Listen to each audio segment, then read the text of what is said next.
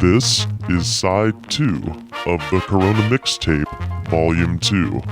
If you've not heard Side 1, it is available now in the Goods from the Woods podcast feed.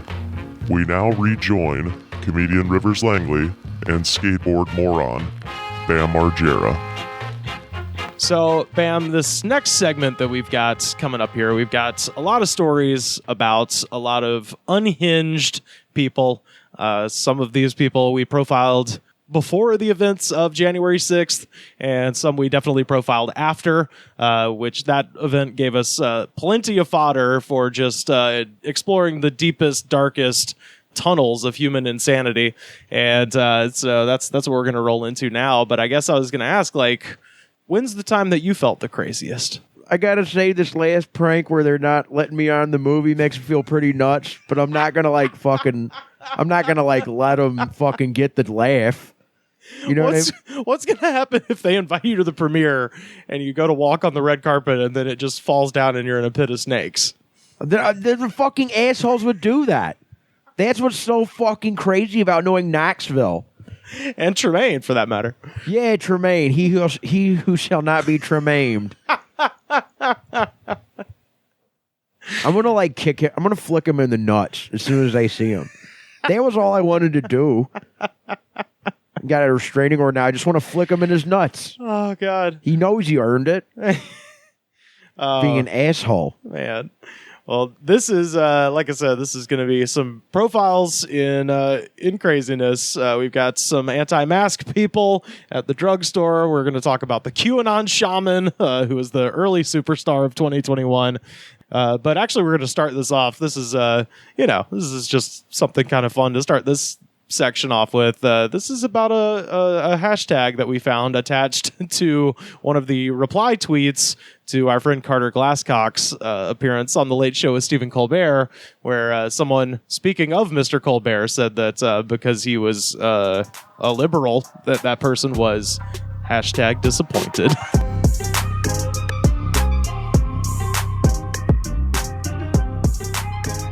I seriously think we could make a whole segment out of hashtag disappointed. I've scrolled 2 thumbs and I've already found some fucking crazy shit, dude. This is at Stop Your Organs. That's their handle. Stop Your Organs? Stop Your Organs says, walked around for 2.5 hours today and saw no pigeons. No pigeons! What the fuck? Hashtag disappointed. That's a good I'd put it maybe even pre-quarantine New Yorker, just a good pigeon person, had a whole loaf of bread with me, ended up having to disappointedly eating the whole loaf of bread on the way home. Which is, it's too many carbs. It's too many carbs. I'll say it. I'm hashtag disappointed. Yeah, you gotta love the crazy bird guy who's just got theories. He's like, "There's no pigeons. I didn't see any. I usually see a bunch. There must be something going on with the birds." I blame Hillary Clinton. What? What? This one just says, "Where are the emojis?" Hashtag disappointed. Is that in reference to anything or nope? Just a guy. Just at Vibe Wyatt. Man, this Vibe is Wyatt. The names are tremendous. Someone direct him to the little. It's you see the button with the smiley face on it. That's there. They are. You Damn. find the poop emoji and the eggplant dick emoji. Have fun with it. At McDonald's. This is from at Hail to the KOC. At McDonald's, thanks for the cold fries. I bet Wendy's would have given me hot fries. Hashtag disappointed. So hashtag disappointed, along with YouTube comment sections, is the new a complaint box that just gets emptied out at the end of the month that no one reads, but it makes the people feel heard. Half the time with customers being upset, you just have to make them feel heard. So that's all you got to do.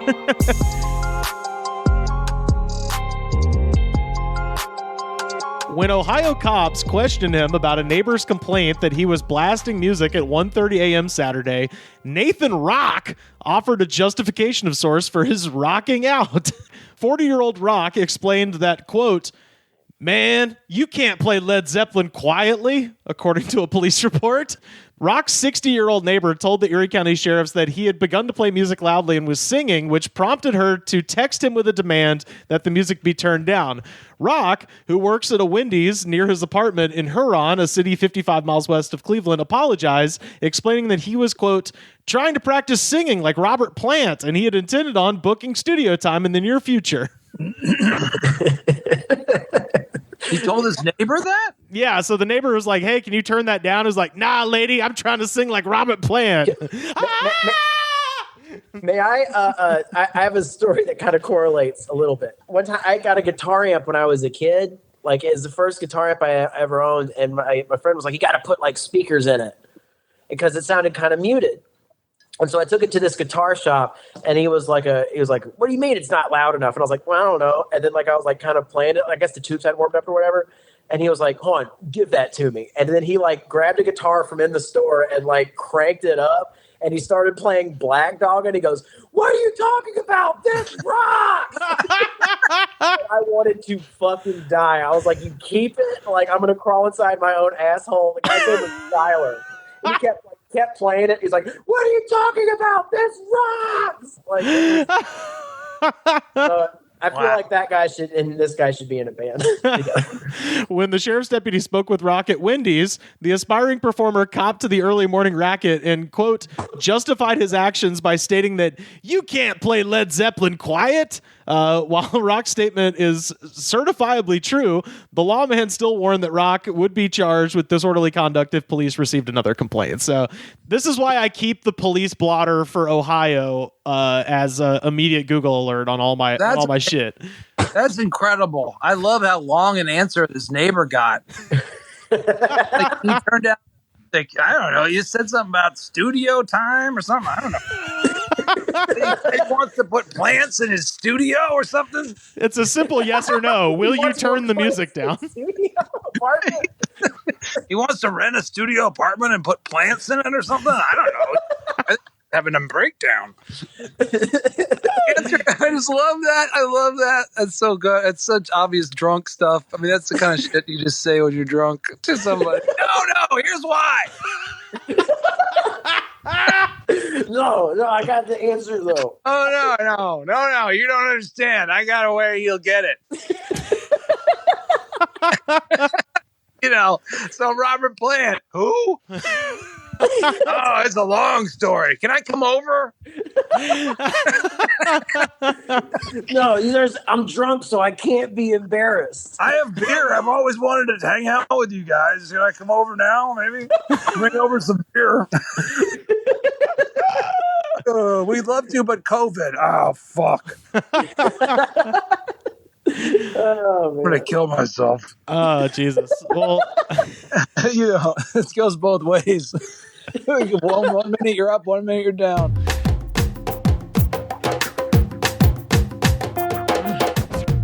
this is from Las Vegas, Nevada. A man sent verbal and written threats as well as a suspicious powder to the Schenectady-based New York State Gaming Commission over a 40-year-old grudge, federal prosecutors said Thursday. So on the envelopes that contain the suspicious but ultimately harmless powder, Brent Carter, 72, also placed his own name and apparent return address, officials said. What? So They'll never think it's me. He was charged with... They'll be dead before they drop the envelope. They'll disintegrate into more powder. Once the baby powder's released. Well, that's Once not my grandson's cocaine, it touches their skin. Yeah, that would be your defense. I was mailing my friends cocaine. Carter was charged with mailing the envelopes and was arraigned via video remotely from Las Vegas and released with conditions pending trial. He made phone threats and sent 4 separate mailings of suspicious powders between April 2019 and this past January, prosecutors said. His only previous interaction with the State Gaming Commission was in 1976, when the commission had temporarily suspended him from competing in horse racing for approximately 1 month so it could investigate allegations of cheating. So he was like, I'll wait until the coast is clear. Right, like retaliate. they say that revenge is a dish best served cold, but this is insane. Like 40 years. It's revenge is a dish best served moldy. Moldy and with everyone being confused. So, and you said it was a harmless powder? Oh yeah. Oh, what was it? Oh, I've got you. It's a bunch of different kinds. Actually, he's got different flavors coming up. The State Gaming Commission ultimately cleared his name and reinstated his license. So, like, he doesn't actually have a complaint. They were like, hey, you got to stop gambling while we look into this. Oh, okay, you're good. And then 40 years later, he's mad about it. This is the quote from the case. However, since that time, over the course of approximately 40 years, Carter has contacted employees of the New York State Gaming Commission claiming that they denied him a career in horse racing. I mean, it's a crazy time to pull that trigger. Like, he's first of all, he's 72 and he's just looking back on his life and he was like, I never got to be a gambler. Yeah, like betting on horse racing or actual like Seabiscuit, like being on a horse. And, I think owning horses. Like, I think he wanted to be someone who races horses. Right. And then they were saying that he was cheating. And then they cleared him and then he was like, fuck you. But 40 years later was just sitting back like, you know what? Them guys was dicks to me in 1974 or whatever. I'm going to send them some harmless powder. Because Brett Carter doesn't take shit. That'll show them. Once they see that CBD, they'll come around. The complaint then specifically outlined numerous phone calls made by Carter between October 2017 and November 2018 to commission employees where he left voicemails. The first letter with powder arrived in Schenectady on April 15th, 2019. The complaint reads, the envelope sent 4 days earlier had no return address, but had the words critical evidence written on it and a mixture of substances that included birdseed, dirt, a paperclip, and some hair. MacGyver your way out of this jam. I like that it's supposed to be anthrax, but he just didn't know what anthrax looked like, and he didn't bother to Google it. He's like, it probably looks like dirt and a bunch of shit. I thought y'all was saying ant flax. I put some ants and flaxseed in there. Oh, this is embarrassing. I like to think too that he's like, people sending anthrax to each other was like a hot enough thing to like, people are still scared of that, so I'll send it to those people who wronged he's like, how much is anthrax? Oh my god, I'll just use dirt and seed. What? The next letter had Carter's full name on it and return address, and it contained a substance determined to be sugar. And then the third one arrived 4 days later and had the same name and return address, and this one contained bits of drywall. Oh my god. So he's getting there. He's getting closer to what it looks like. I guess one could make the argument it is getting more nefarious, but barely. The sugar is good call, but then the drywall is like a step back. You're like, no, it's powder. It's not chunks. Yeah. I got wallpaper on some of the pieces. That would be hilarious that the envelope is wallpaper. This is not sure what the hell this is. I think he just sent us part of his wall. It says critical evidence, and it's on his wall. There's a coat rack. Maybe assume that they were too terrified to open another letter after the first thing sent of anthrax. It's like, it feels like it has the weight of anthrax in it. Yeah, or like the third one, they were like, "Ooh, gather round." He sent another. What's it going to be this time? Oh my god! Look, it's just some pubic hair and ginger. Oh wow, it's cream savers. Wow, I didn't know they even still made these. Ooh. Lotion and garlic salt. Investigators met with Carter in October 2020 at his home regarding the 3 envelopes and threats. He recalled sending them because, quote, he wanted a hearing to clear his name and get his horse racing suspension lifted, and that he has nightmares because he cannot find his horses. and that the New York State Gaming Commission would not respond to him. Can you imagine the moment when the investigator is just like closes the door and just goes, he has dementia. And they're like, okay. Let's just give him some lemon cakes and get out of here. Tell me you reinstated the license. Well, they were very convinced by the birdseed in the dirt, so your license is reinstated, sir. About goddamn time. I'm almost 40. You are 72. Okay. Where are my horses? Horsey! There they are. Why is there a hole in my wall? You mailed it to the East Coast. All right, we will see you, sir. They just won't I'm let not him. a domestic terrorist. I'm a horseman. It's like you have dementia. You mean like a centaur, sir? Yeah. So when told that mailing these envelopes was treated as a federal crime with penalties that included jail time, the complainant quoted Carter as responding, quote, I guess in my mind, I didn't think this out, but when I sent the stuff, the garbage or junk or whatever, I guess it was revenge or trying to slow down their thinking. Yeah. Well, someone's thinking was slowed down. Why do I have dirt on my desk now? That slowed them down for a minute before they got a paper towel and were like, gross. They really threw a wrench in the works over there. Did they get my fingernails yet? That's the coup de grace. You know, if I had to do it all over again, I would have included some yard trimmings or something. And I forgot to put a return address on the first one. You know what I should have done? I should have emailed it. That's what everyone fucking likes these days, is emails. They also should, if he didn't put a return address, they should mail it back to him. Yes. So he should have gotten it back and been like, they're playing hardball, huh? Sending me dirt and birdseed back. All right. I'll play your game. I'm going to drive this duffel bag full of dust bunnies all the way to Schenectady myself. This is going to be like Die Hard with a Vengeance, but with dust. He allegedly sent a fourth envelope, which arrived on January 28th with his full name and the return address. This one turned out to be talcum powder. So now he did send some baby powder. So he's finally arrived at what anthrax looks like. So kudos to you. He was arraigned on the charge last week and released on conditions pending trial. So he's just out there wandering free. I mean, it feels like he's got to be getting close to retiring. Yeah. Doesn't seem to be getting him anywhere but in a courtroom.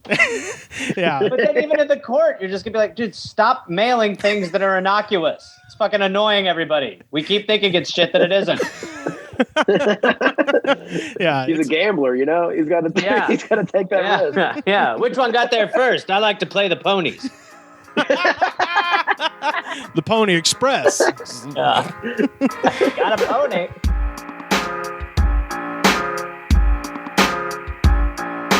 @_Tom Sherlock sent us this. So this is from Utah, and this was actually from late August, but it just kind of made its way on onto the internet. And everybody's making fun of it. Now hundreds have gathered here in front of the Washington County Administration building, calling for the end of a mask mandate, saying they are tired of not living their normal lives. No more masks! No more masks! Not on the backs of my kids, or you're gonna get more federal funding. That's how I feel about that.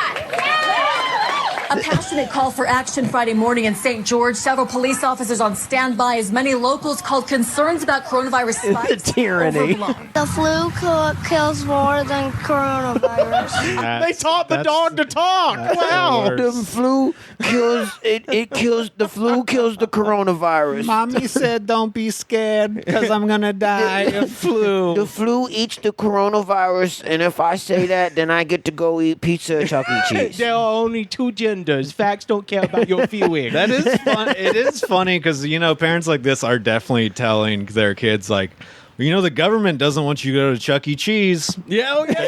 They don't want you to. It's like in the tyranny of what? You know what I mean? It's like having to wear a mask, even if you want to be a fucking dickhead and walk around outside without a mask and scream coughing everywhere. Like, you just don't want to wear a mask for like the 3 minutes you have to be inside to get takeout. Like, that's it. Yeah. The last soundbite is the best, though. Right Says here. masks jeopardize kids' health. Parents are demanding they have the right to decide what to do with their children. I'll tell you another reason I hate masks. Most child molesters love them. School.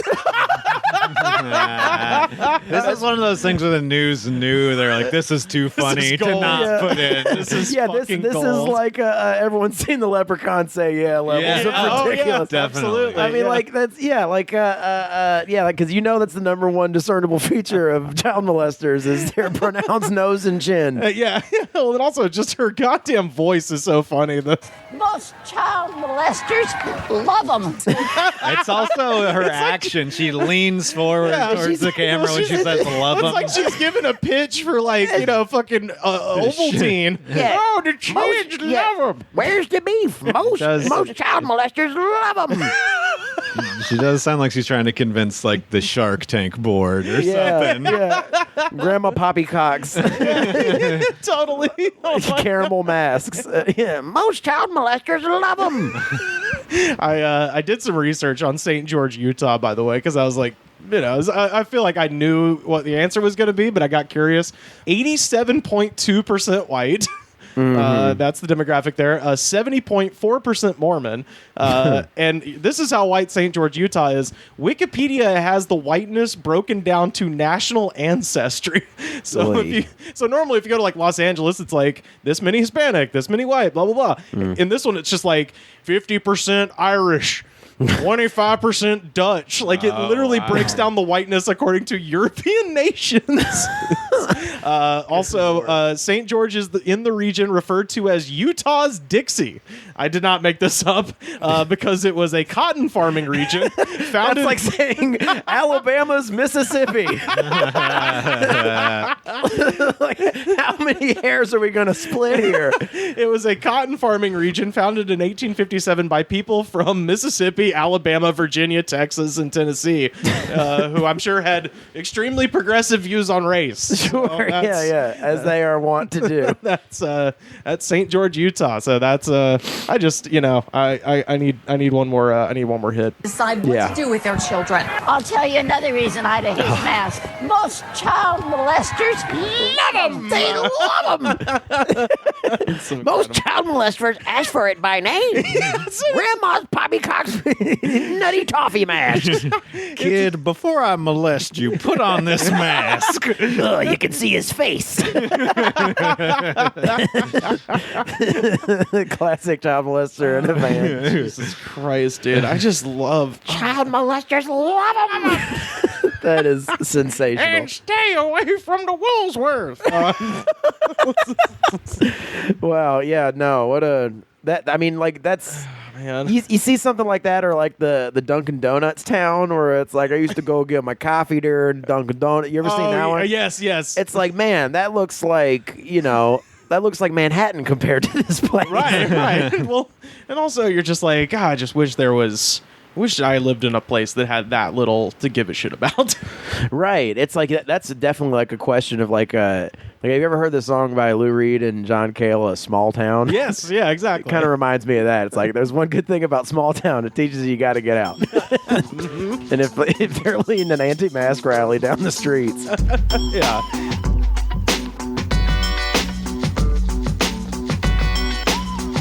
I'm so thrilled that we are almost at a point where the crazed woman yelling about masks outside of a store, we're on the precipice of this being completely played out like a trope almost. Because it's just happened so many times that at this point, what I'm about to show you feels like someone doing the Harlem Shake now. Right, where you're just like, what are you, come on, man. It has the relevance of like a DARE officer being like, now listen up, fam. Yeah, exactly, exactly. Who among us here knows someone who likes to roast pot? Go to the party, smoke a little kill. Smoke a little kill. You're not hurting anybody, right? Then you get behind that wheel. You know what I'm saying? Looking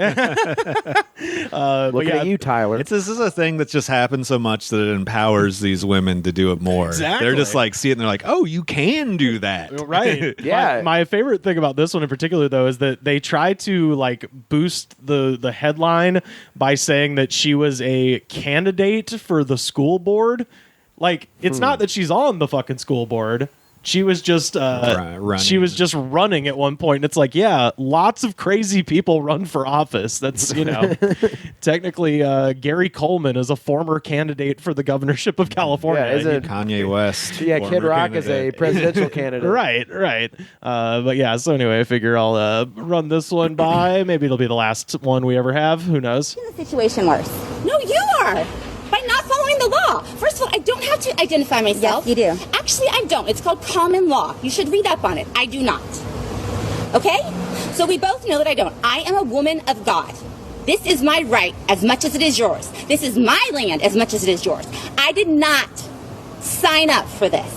I am a Christian woman of God, and you are not going to put your disgusting rules on me that are false and not true. I will not have it. You understand that? I will not have it. I'm sick of being bullied. I'm sick of being lied to, and it's not going to happen anymore. Do you understand? The CDC just released... Turn around. Oh my gosh. That cop, honestly, his timing there is perfect. She looked at her phone, bam, comes up for the handcuffs. Yeah. Caught her off guard completely. She was like, oh, I'm safe. I can look at my phone. Yep. Blah. No, you can't. Oh yeah, it was. They should have suplexed her. Probably. Boy, she really got to say a lot of things before they did that. So, yeah, what was she do? Was she in a store? She was trying to go into Macy's without a mask in Austin, and they've the governor of Texas basically lifted all mask mandates, but let private businesses still make the rules. And Sure. I think the mall that it was a Nordstrom rack actually, and Nordstrom's was like, yeah, we're not doing that, and she went in there and was like, I'm a woman of God, and they threw her out and called the cops. So this harkens back to the one of the early ones of these. Oh yeah, I believe it was a CVS. Yeah, and someone's freaking out, and she's like, "I'm healthy. Yeah, I'm healthy."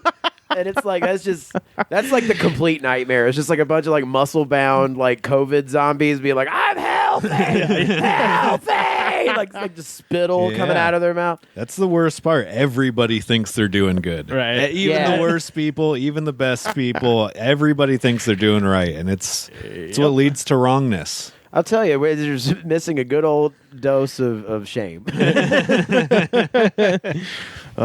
It must have been an emergency too, because she had to go to Macy's. Yeah. Nordstrom. She had to get that discount. Not even Nordstrom rack. Yeah. Let's make fun of her for that too. Let's not forget. Yeah, you She's poor trying piece of shit. trying to be rich, but you're not. All right. What do you want? A nice shirt for not that much money? Fuck you, lady. You're trash. You're fucking trash. Yeah, no, the anti-mask thing is just kind of like it's an antiquated. It feels just like.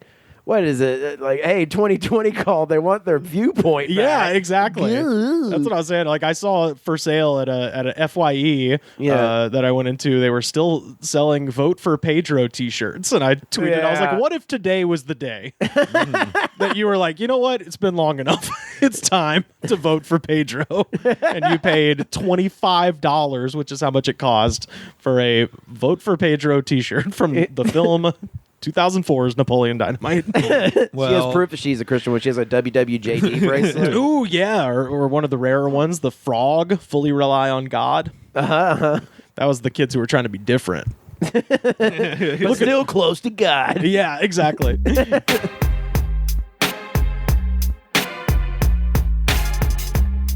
The next thing that we got, he's the superstar. So this is the guy that you keep seeing on the news, and he's the man with the buffalo pelt and his face painted like an American flag.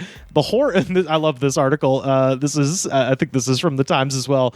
The horned man in question is none other than 32-year-old Jake Angeli, a familiar face at pro-Trump rallies and a purported QAnon conspiracy theorist, sometimes referred to as the QAnon shaman, according to Arizona Republic's website. I think that word's pronounced shaman, and the only reason I am correcting you is I legitimately think QAnon shaman, it goes back to Kanye, the Louis Vuitton Don. The QAnon shaman, that's a great here's what's upsetting me the most about this.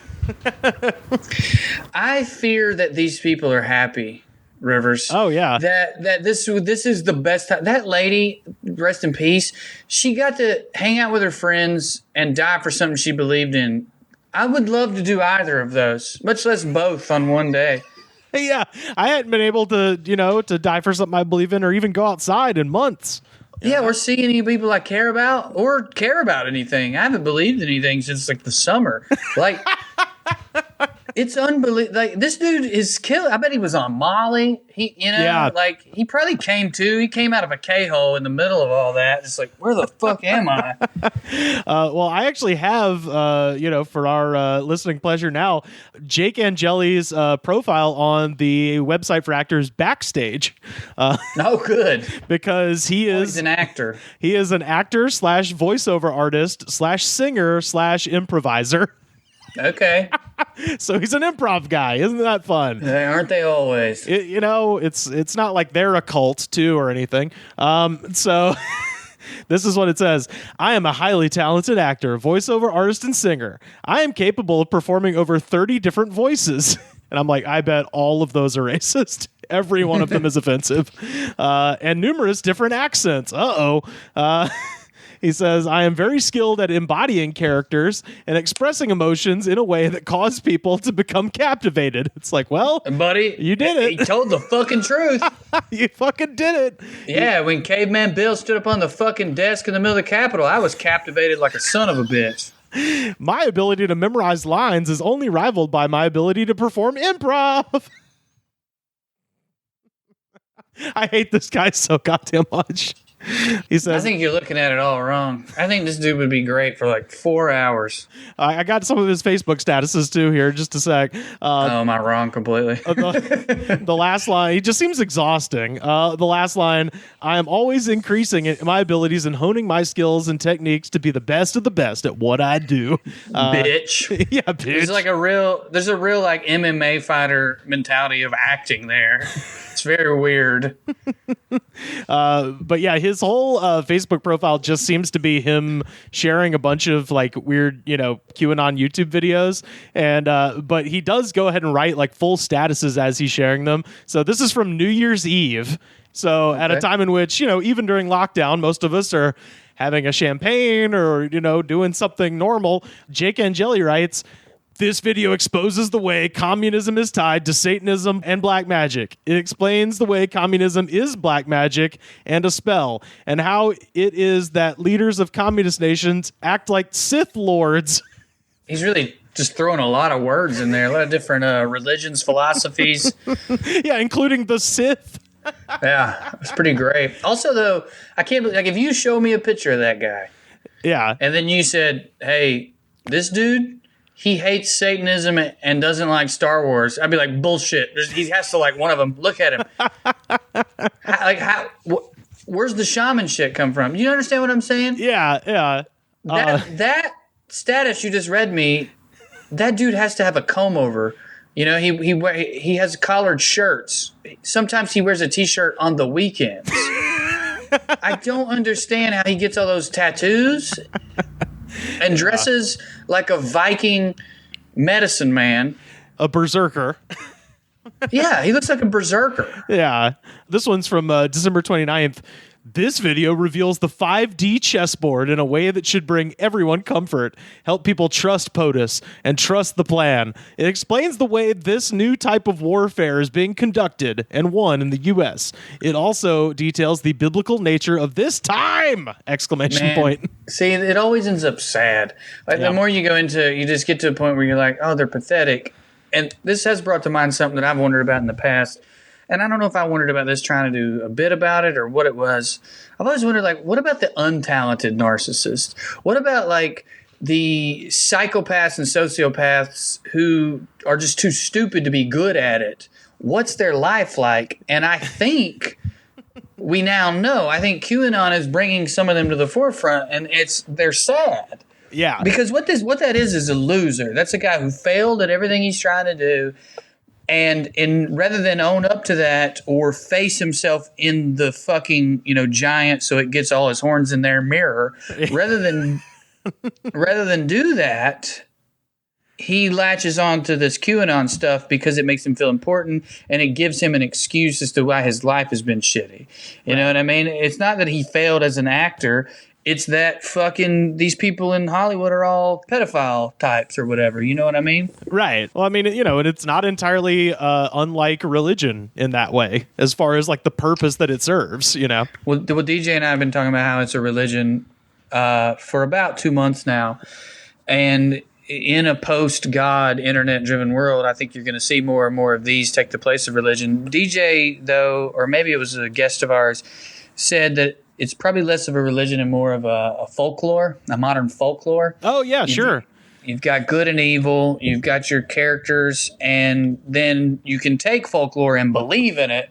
And that is what becomes, that's how you start a religion. Yes, yeah. But like I said to DJ, you spend too much time on those sites and you'll get it on you. Yeah. Oh, yeah, definitely. I mean, this whole podcast, we've been just, especially ever since George Floyd in particular, I mean, since the uprising started, we've been covering these exact types of people, this sort of directionless, a person with, who's got an insane belief system and no direction is a very dangerous person, I think. Yeah, and I'd like to say something since you brought up the George Floyd stuff. I've been seeing a lot of sort of and I'm getting it a little bit on Facebook. You try to defend violence, or you try, and it's like, well, first of all, I didn't really defend violence. I just said that I'm not going to judge how people try to defend their community's lives. Right. But like the meme I made of this guy is him standing on the desk, and I just wrote, ironically, their methods are the only thing I agree with. Yeah. I understand, I genuinely do, the decade-long building frustration that Trump tapped into. Right. Yeah, of course. Just like I understand, although it's not the same, it's not even close to the same as what's been happening to Black Americans for the whole time America's been a country. Yeah. But I get that they're lost souls. Like, I really do. Yeah. It's just that I guess what I'm trying to say is if these people had stormed Washington, D.C. during NAFTA or because of it or something, yeah, I would be way more like, man, I don't know. I think we should listen to what they're fucking saying. It's just so strange that it's because their daddy can't be leader anymore. Yeah. Well, and, it's not even necessarily like the economically, disenfranchised that are doing this. Those people are mad, but they're at home mad because they got bills and shit. They can't afford to go to DC. Exactly. Yeah. So I'm, that's I think that point has been made online too, of people just being like, hey, check out their shoes. It's a good idea to look at people's shoes and their watches and the shit they're wearing, because that'll fucking tell you everything you need to know about who these people are. And it is not bumpkins that live in a fucking trailer in Kentucky. It's guys like the Buffalo Man who can afford to go to all these goddamn protests. And that's why he's ended up being in a lot of the weird, like, Antifa actually did this conspiracies, because he's in a bunch of photographs from Black Lives Matter protests and shit like that. And it's like, yeah, he showed up there to be a shithead, and of course they took his picture because he's wearing a fucking buffalo on his head. Yeah. I mean, that part frustrates me. I've seen some of that Antifa did this stuff on Facebook, and I'm like, we can show you a year's worth of these people's posts. Yeah. So have they been pretending to be in queue for a year in order to fuck? What are you talking about? Dude, I wish Antifa was that well organized.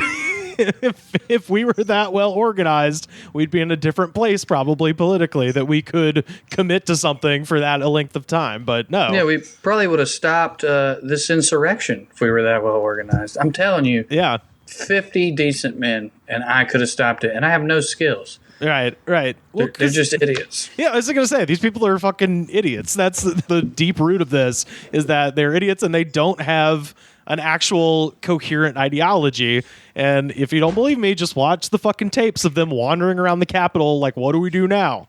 There was no plan. There was never a plan. They were shocked that they got past all these people, I think. Yeah, man.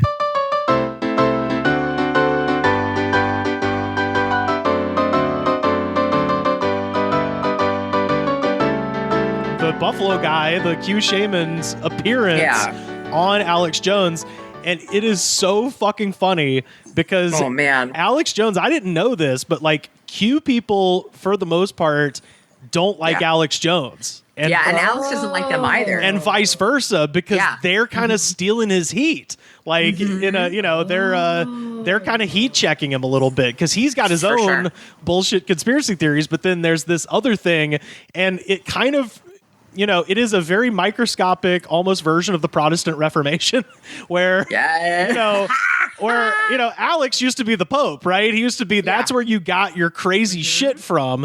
Because all these people, they just listen to Alex, and then a few years pass, and now Q has opened it wide up to where everybody, we don't have to go to the Pope in Rome to fucking find out the good shit about the Lord. We just kind of come up with our own thing. Well, it's crazy because the last Q drop was like December 9th or something. It's like this is all, everything since then has just like been the movement snowballing. Now, when you say Q drop, all I know about QAnon is what you've yelled at me that it is in fact a psyop. So, when you say Q drop, is there literally like an anonymous type group that's just dropping information? Or Q? I just thought it was just a bunch of dumb sort of standalone complexing them away into. No, there is like an official Q drops information that's usually very like cryptic. That like then they interpret and gets moved throughout the movement, but it's usually just like winter is coming and shit like that. But where do they drop it? I think it's like it used to be on like I forget what their message board was. Were they on 8chan or they had their own thing, right? I think it used to be 8chan, and I'm not sure what it is now. Do they have their own website now or something? They got kicked off to something else. I forget the main guy's name. He has like a very, very bland name, so you kind of forget it. But there is also a portion of QAnon that thinks that it is JFK Jr. That is right, and they thought he was going to show up to the something Trump did, one of his rallies. Yeah, one of the rallies, and he didn't. And like this, but the attack on the Capitol was like the storm that they've been waiting for. Right. I honestly thought it was a standalone complex style collective. I thought it was like. I mean, it might be. We don't know who is doing the Q drops. Right. Nobody actually knows. I thought it was brainworms. No, everybody had brainworms. Well, it kind of is, right? Because they've opened it up to where anybody is allowed to interpret whatever the fuck they want out of anything, because they're going off of just things that Trump says, and that's kind of, so they're like, oh, he said this thing, and there might be somebody with the Q brain where they're like, oh, it's all about numerology, you got to count the syllables and it spells out this thing, or something weird. And then there's other weird Q people that are like, oh no, man, it could be this. And instead of like shooting each other down for the most part, it's kind of a big yes and sort of improv game where people are like, and this thing. Yeah. This is my pitch for everyone to watch Ghost in the Shell Standalone Complex Seasons 1 and 2. That's it. And then I'm not going to talk anymore about it. Okay. I'm just going to say this happened in an anime in like 2002. But that's crazy. Yeah, it's really similar to like the tulpification of Pepe. It's very similar where it's like a thing that the internet created that then spiraled and became so much bigger than the thing was able to even control. Thank you for sending us that link. I was about to say, a cheap plug here. What did you learn? Me and Monica Scott and Luke Jensen talked about the Feels Good Man, and it's so such good. A good doc. Such a good doc. Well, what I wanted to say though is Buffalo Guy gets on with Alex Jones, and Alex is so mean to him. And yes, and it is fucking hilarious. And as they pointed out in Knowledge Fight, the reason he's mean to him is because they are 99% in agreement. Yeah. The only thing that I could tell that they disagreed on is like Alex just hates the idea of Q, but he came on there and he just did all of Alex's talking points. He's like, Alex, I'm just trying to stop the globalist and the communist Chinese takeover. Like beat for beat did exactly Alex's shtick. And by the end, Alex Jones is screaming at him. He's like, I've had it with this Q crap. Q tells us stuff in all of its lies, is what I'm saying. You keep interrupting me. Because you're lying. Because you're full of shit. That's why. Because every goddamn thing out of you people's mouths doesn't come true. And it's always, oh, there's energy, and oh, now we're done with Trump. You said he was the Messiah. You said he was invincible. You said it was all over. They were all going to Gitmo. Now, oh, he's part of a larger thing of Q. I will not suffer your Q people after this. I knew what you were day one, and I know what you are now, and I'm sick of it. I'm sick of all these witches and warlocks and pumpkin popsums and everything. Oh, God. Sorry. Bye-bye, Q. I can't talk to you anymore. Jesus Christ. Lord help me. Oh. And he's so mad. Man. It's like so obvious. It's like, you're just jealous. It's literally just that he's mad that he didn't think of it or that he isn't Q. You know, that it's his same exact shit. It's almost like if you own a McDonald's and someone opens a Burger King across the street, we're like, fuck you, buddy. What the fuck? Yeah. That's very true. That's exactly what it is. Well, it's like he's also a more like an old school version, because it's like there's like Alex Jones is the figurehead of that, and Q doesn't have a figurehead. It's like it's about it's the system is completely different. There's no monetization of Q.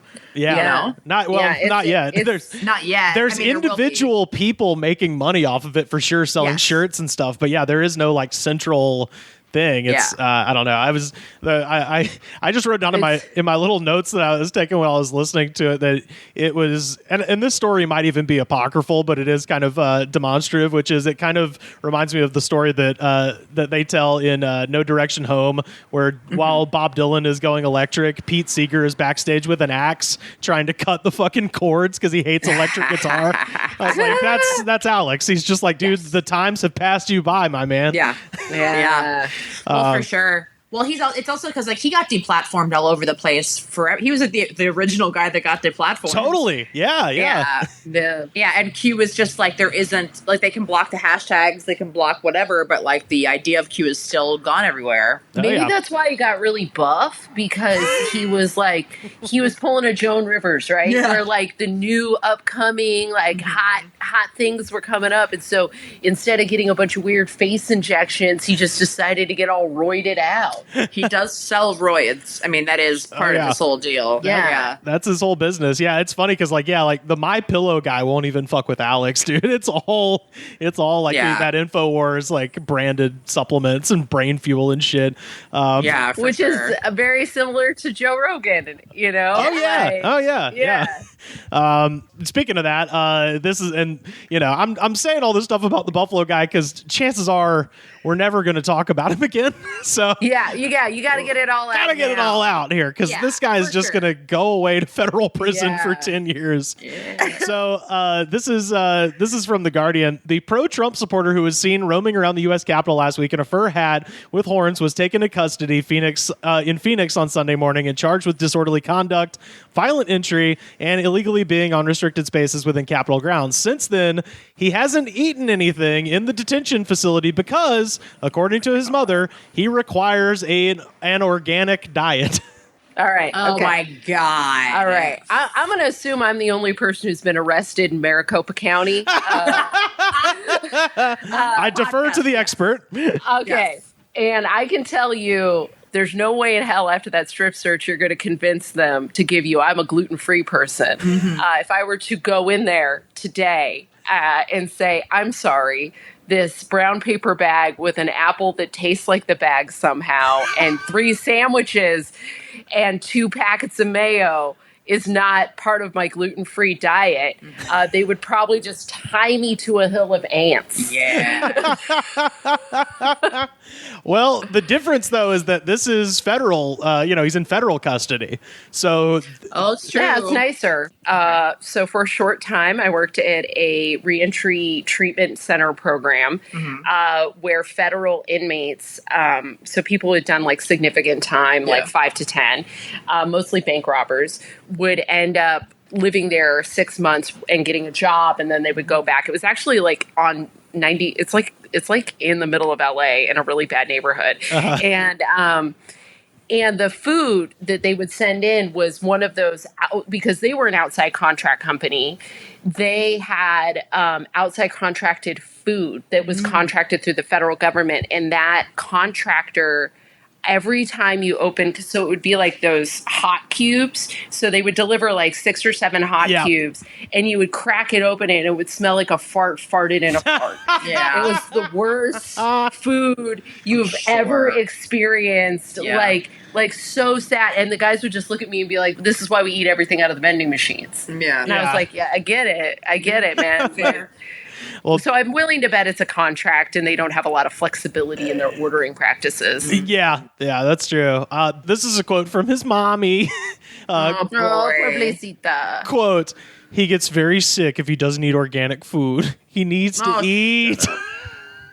Why are these organic is also bullshit most of the time in America? It's just more expensive. Why do these QAnon, the fact that they believe that organic produce is organic and has not been even in the mix with regular produce, that it's not having any cross-contamination of chemicals, but they don't, A, believe in COVID, right, and B, they believe in QAnon, but you believe in organics? Why? You fucking idiots! I just wonder, how many times has this guy on a message board called somebody a soy boy or a pussy, and here is his mother being like, he gets sick if we don't have his... I know, for real. Excuse me, was his prison chicken free range the way that he'll never be again in his life?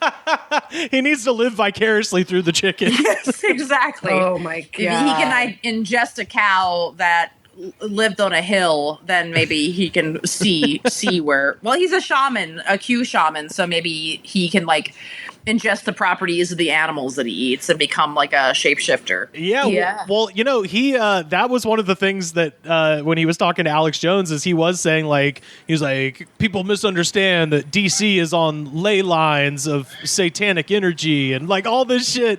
And Alex Jones is like, yeah, duh, dude. Literally, that's what he said. He was like, yeah, we've reported on this. We know this. Tell me why Q did, he would just move on. And this guy, to his credit, stood his fucking ground. He knew that he's now an icon for this stupid ass movement. So he was just like, Alex, excuse me, I'm talking. And I was like, the Buffalo guy is just schooling Alex Jones right now. Holy shit. It was, student has become the master. Telling you. Damn. And I bet his merch store is popping right now. Yeah.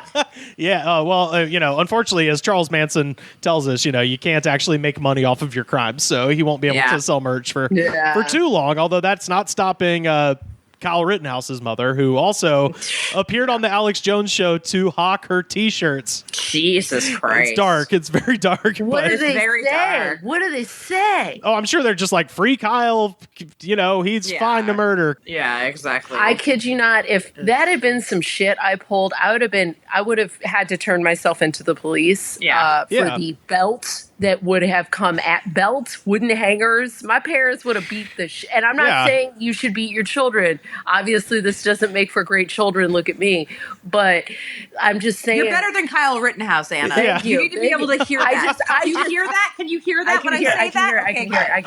Okay, good. Because I'm just saying, my first thought was, if I pulled some shit like that, there would be no, oh, you really got to help Anna. It would be like, I don't even want to think about what would have happened to my body. I'm going to say this. Don't beat your kids, but if your kid murders people with a gun, beat your kids. Yeah, then it's okay. You got one last chance to do it. You might as well go for broke because they're going to jail. Skidded into the police station with the belt following me. Yeah. You know what I mean? Just like oh God. You know what's fascinating about all this is we were watching the news all day that day, and I haven't really tuned in since then because it's a sickness, and I hate it. Yeah, but they don't talk about Q yet at all. They just keep being like they're Trump people, and I'm like, but the Q is a very integral part of that. That was a day of blood sacrifice, which is a Q thing. It's a cult behavior. It's not. This is not Republican.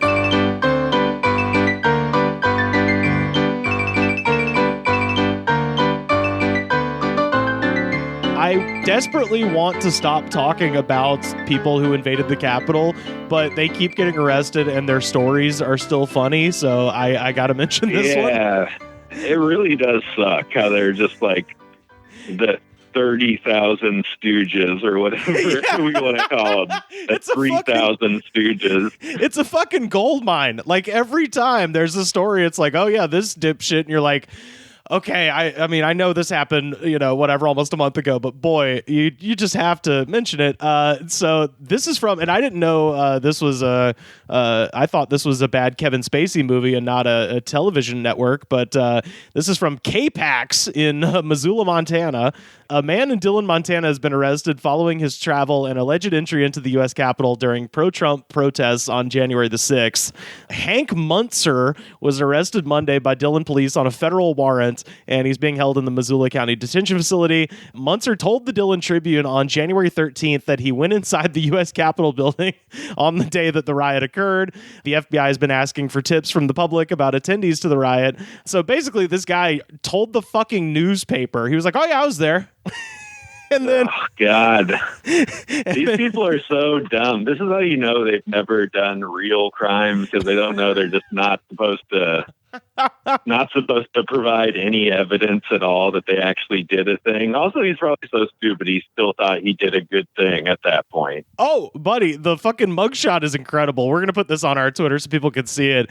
First of all, I mean, he looks exactly as dumb as you'd imagine. And his front profile, he's kind of barely holding in a smile. But then his side view profile, he is just grinning ear to fucking ear. He's got maybe they just told a funny joke. Yeah, maybe the cop was like, hey, I would have gone too if I could have gotten off work, and he was like, ha ha ha ha, snap. I hear that, man. I had to take a couple days off for my security guard job. Muntzer appeared to have also posted a video of himself at the U.S. Capitol on social media.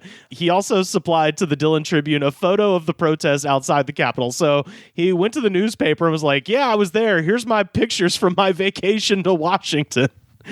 Oh my God. But the main thing I wanted to mention is that unsurprisingly, this guy is a small business owner. He owns a company called Dillon Appliance. And I sent you these pictures, and I'll put them on our Twitter so people can see them at The Goods Pod. If you were maybe even a little bit skeptical that this man is guilty of the crimes that he's accused of, which he's admitted to, but let's pretend some lawyer tries to get him with like an insanity plea or something. One need only look at... I mean, this would help. I think this would be a piece of evidence to help that, to be honest. So he's covered his Dillon Appliance store in crazy QAnon shit. It's a whole building-sized mural. He's got the storm has arrived, and there's a big cloud with a bunch of lightning bolts, and it says, QAnon, U.S. military intelligence backed by our president. # take the oath. And then it says the Great Awakening. He's got a Punisher logo with an American flag. I would like to point out a lot of this text is unreadable. Whoever did this did a very bad job. The text is all in the middle of lightning strikes and stuff. It's unreadable. I think the guy was like, hey, I want this stuff written. And some other guy was like, man, I could make it badass. And that's how this was conceived. The other side, it just says panic in DC on the other side. Oh, yeah. I was confused by that as well. There's also Trump 1. But the confusing part is the N and 1 is backwards like Russian. Right. It's like it's Cyrillic or something. Yeah.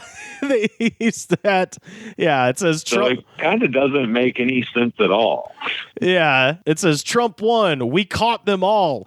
Democrats sedition. Voter fraud treason. Swamp creatures. And then really confusingly on the other side, it says there's a big Q and it says QAnon beginning. And then inside of the Q, it says JFK gravesite. So here's my favorite part. Just the yellow sign in the middle of it all that just says Dillon Appliance. Right. Yeah, that sign was painted back when he was normal. Before. Just so you know, we are into this. This isn't like some guy just took over the side of our building. We want you to know we're definitely down. Yeah. Well, and I wanted to point out that in my town, a couple of years ago, there was an appliance store that I guess, his whole thing was like in the 90s, especially, he would fix like PlayStations and, if your Sega Genesis was fucked up, this guy could work on it and stuff.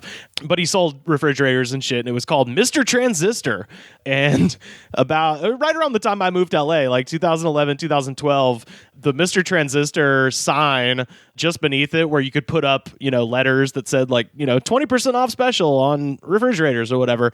He had just put Infowars.com up there. And he was like a big Alex Jones guy. And I was like, uh-oh. So something about, I guess if you're listening out there and there's a local appliance dealer that you care about, check up on them. Make sure they're not, they're pretty prone to breaking, extremely conservative and going, brain crazy. And I think it's all the electrocution. He got hit too many times. He got blinded with science. Yeah, you gotta work on stuff when it's not plugged in, but you gotta learn that the hard way.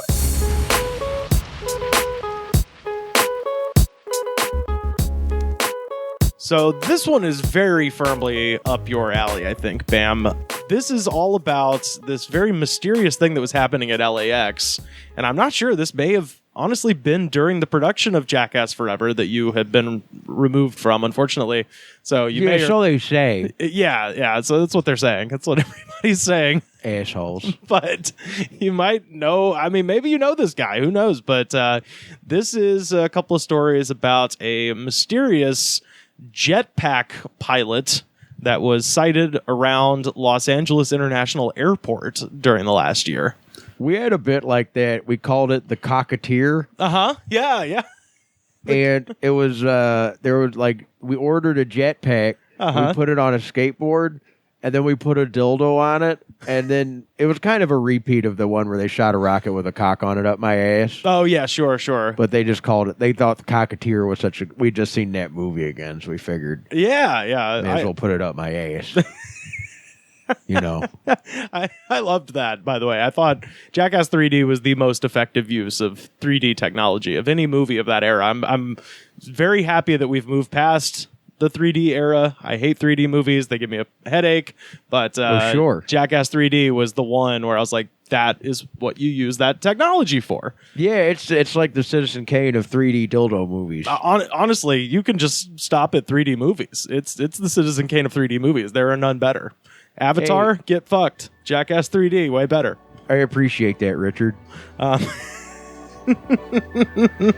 Here's some stuff about the jetpack guy.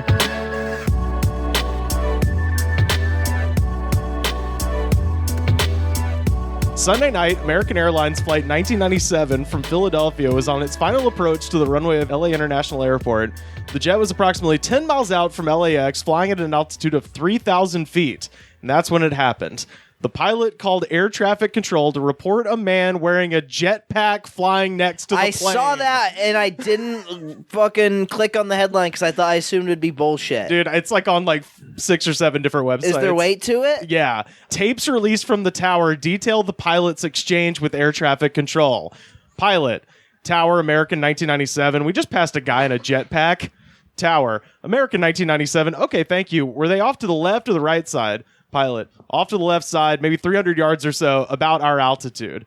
Fucking jetpack. So that means that jetpacks are real? Yeah. You didn't know, man? No, I didn't know that you get 3. I didn't know this fucking George Jetson jetpacks fucking existed. Yeah. The tower then warned other approaching flights to be on the lookout for a man in a jetpack. Minutes later, a second plane also saw it. No one has come forward to say that they were flying a jetpack, and normally the promotional or fun videos we've seen of them are much lower altitudes, aimed at vacationers or thrill seekers who blast off with a pack attached to their backs for a few seconds of low-level flight. Flying this dangerously high is not typical, and flying this close to an international airport is extremely dangerous. Yeah, that's fucking banana. That's either attempted suicide or some type of incredibly... That's some Twilight Zone shit, yeah, dude. like what... I'm still we have jetpacks, and I'm just not hearing about this. Yeah, man. Yeah, you could go why would you the whole thing with them is that they've had them forever, but they're extremely unstable. Well, I imagine so, but are good enough with the jetpack that you're going 3,000 feet in the air. Why are you at the airport? You can go to West Hollywood, get some puss with that, you know? Like, fucking Astro Boy your way up in the air. Like, dude. They did say he was 10 miles out from the runway. But all the airplanes at LAX all come in from the east, so 10 miles east of that's what, like downtown or something, or South Central. So this guy's flying over Compton or some shit with a fucking jetpack. Dude, that rules. That guy's awesome. Yeah. Dude, let's get him on here. This last paragraph is the X-Files part of it. Efforts to find out more from the pilot went nowhere, and representatives from American Airlines told Fox 11 to contact the FAA. The FAA told us that they turned the report over to the LAPD for investigation. The LAPD tells Fox 11 that they have received no such report from the FAA. But even if they did, the LAPD can't figure out traffic stops. How are they gonna figure out guys on jetpacks? I mean, they got helicopters, I guess, but they're facing a fucking Bond villain. They're not going against... Yeah. Do you think it's a evil super millionaire, or is it just some cool guy who's been tinkering in his garage? I think there's some evil attached to it. No. That high up, man? That high up, it's a tinkerer, dude, I think, because, I mean, I know a guy like this. Okay. I am Jetpack Man.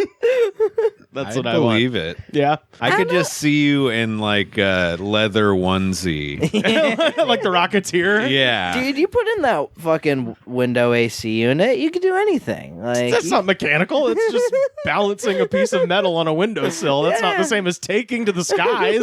I'm sure that's similar technology. Yeah. Air conditioner blows out air. Jetpack blows out air, I think. True. I don't know. I'm just now finding out about them. I'm not sure the science. I think it blows out fire, right? Yeah. So it's a heater. So yeah, man, it's same shit. Yeah. But anyway, I fucking loved that. I thought that was great. Yeah, that's fucking awesome. I wonder, maybe it was a military thing? Who knows? All that shit down there by the airport, it's all Boeing, Raytheon, Lockheed Martin, like all of the people that build missiles and crazy air defense contracting shit. That's all down there at LAX. Because if it was a tinkerer, I feel like they would know better than to go by the airport. Yeah, I guess so. Like, the airport seems like a good launch. I feel like they took off from the airport. I don't know, man. There's so many conspiracies you can get into. That's what I'm saying. Like, well, like I said, he's 10 miles away from the airport, but like if you live in LA, you know what the flight path is. Yeah. Because there's like, at least pre-COVID times, there's like a million jetliners just lined up in the sky and they're in a straight line because they all have to come in from the same direction. So I don't know. But I just imagine being that pilot. How much of a mind fuck would that would be? Dude, if I have a plane, just like I've almost been hit by a car. Imagine almost being hit by a dude. A dude in the sky. There's a man in the sky.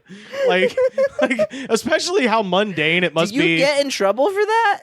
I'd imagine so. Wait, what, for hitting the guy? The rocket guy would just be like, he shouldn't have been. But you know what? I'm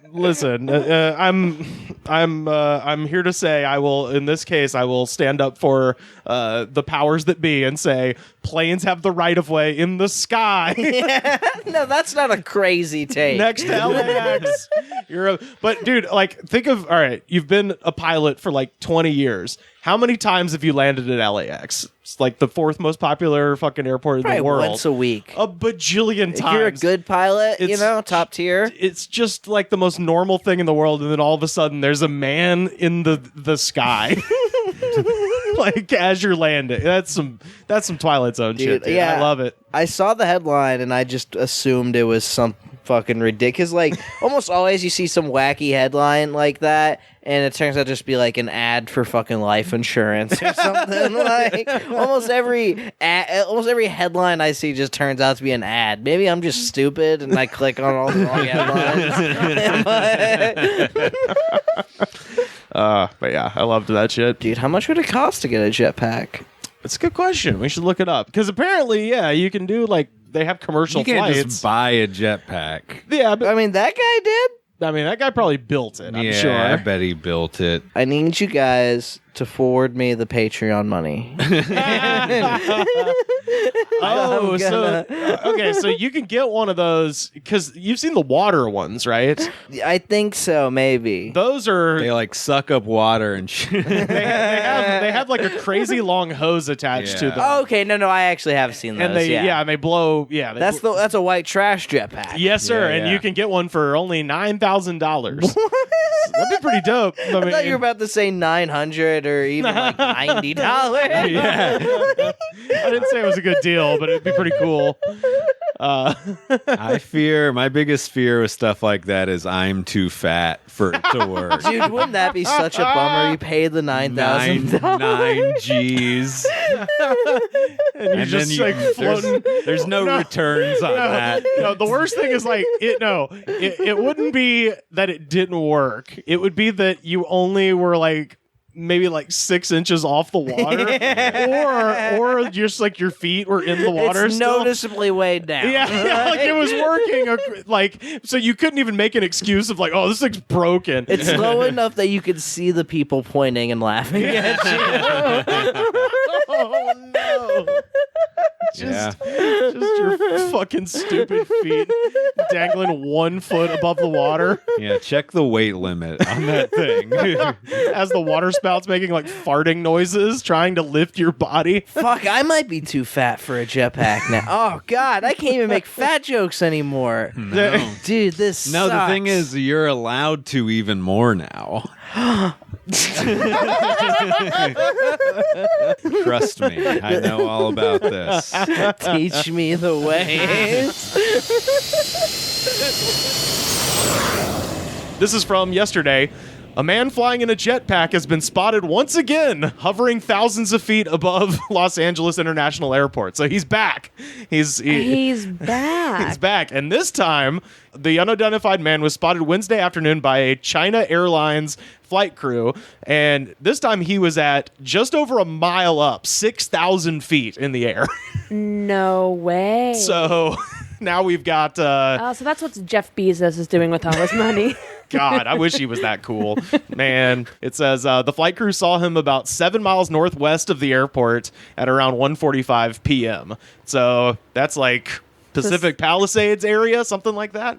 So this time it was different because last time he was in the direct flight path coming from the east, so he would have been above like Inglewood, Compton, that area. Now he's over the beach cities. He's up in like Pacific Palisades or some shit. Yeah, you would think though, like that the airplanes and the pilots wouldn't be the one to report it. You would think it'd be someone being like, "Yeah, some guy just took off from the ground on Citizen app or whatever." Yeah, some guy just disappeared into the air. Yeah, I mean, I suppose it's because he's kind of so like high up, I guess, that maybe people on the ground aren't noticing this. But it's just wild that he's in direct flight path with these airliners and shit like that. So that's crazy. The FBI is investigating both the September incident and this most recent incident. The FAA said that Wednesday that they had contacted local law enforcement. So during the incident, when they see the guy on the jetpack, they called the LAPD. The LAPD scrambled helicopters and searched basically in like a 7-mile radius around where they reported it and did not find shit. Wow. So this dude is just off in the ether, man. Can they like look up? I mean, like realistically, how many jetpacks do you think have been purchased? And you think they could like track it that way to be like, who in America owns a jetpack? We can start there. We were saying this is for sure a home tinkerer. This is a garage jetpack. You're gonna have to look for it's like in the movie Heat, like where they had to look for the parts of the bomb, not the So they're gonna have to like track down specific things to maybe figure out who this is. And then there's also the second proposal about this story, which is that it is in fact not a man, but it's some sort of drone. Where it's I thought you were gonna say a woman, and I got so excited. I was like, "Oh I mean, potentially. All the reports say man, but hey, who knows? Yeah, people come in all shapes and sizes, I was like, damn, dude, that's cool. But there are some people saying that like, oh, this might be some sort of like molded, like like a styrofoam dummy, essentially that has drone hella spinners under its ass or something. So it's just supposed to look like a guy. But I mean, it's so much more fun to think it's a guy. Yeah, that is more fun. I really do hope that we find out that it is a guy. But either way, dude just disappeared. Wow. This is amazing. Ooh, where'd he go? Ooh. Normally started off with Corona by the Minutemen, but this is an extra spooky Halloween Mystery Jetpack Man. Can't wait to see them the next season of Unsolved Mysteries. That's what I was looking for on the damn Spotify, and they didn't have it, so we had to settle for the X-Files one. That's right.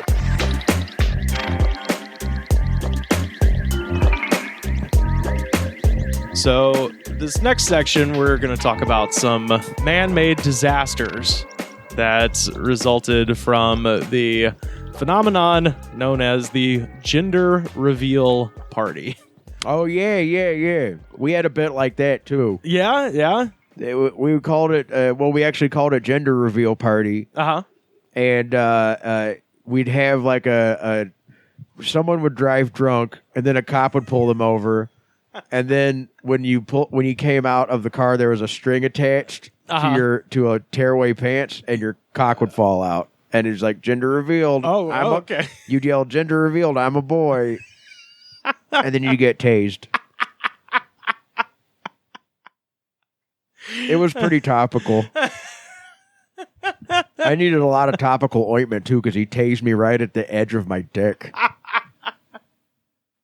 But we tried to keep it pretty relevant. Boy. Well, that sounds hilarious.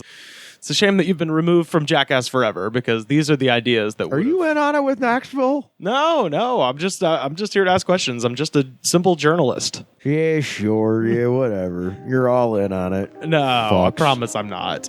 Well, yeah, this is some gender reveal disasters from the last year and change.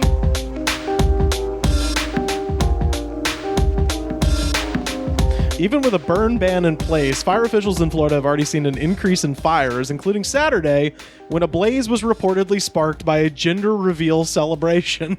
Quote, we were informed that it was... Because Lord knows we need those gender reveal celebrations. Yeah, I fucking can't stand those. Oh, that's so fucking stupid. Listen to this shit. All right, it's just another excuse to have a fucking party. It's also an excuse for parents to be like, no, you're a guy forever. Yeah, that too. It's also very fucking heteronormative. This is from the fire chief of Brevard County. Quote, we were informed that it was caused by a gender reveal using tannerite and a pistol. That's the stuff Joe Exotic was shooting. Exactly. He says say tannerite. That's right. Yep. Yeah. And then fucking, this is why it's... That first statement, it is crazy. It's like, wow, this was caused by a guy... a woman presumably loaded up a gun and handed it to her husband and was like, shoot this tannerite, and if it explodes pink, then it's a girl, and if it explodes blue, it's a boy. I hope they let the pregnant woman do it. The gender reveals for the daddy, right? No, sometimes they will get the gender test and give it to somebody else. And it's like a reveal for them, too. Oh, shit. Oh, then in that case, I hope it was her. That sounds... okay. But I guess everybody does it different, you know? Yeah. So that first part is the fire chief just saying what happened, and we are to take from that, wow, that's nuts. But then he continues talking, and here's where Florida comes in.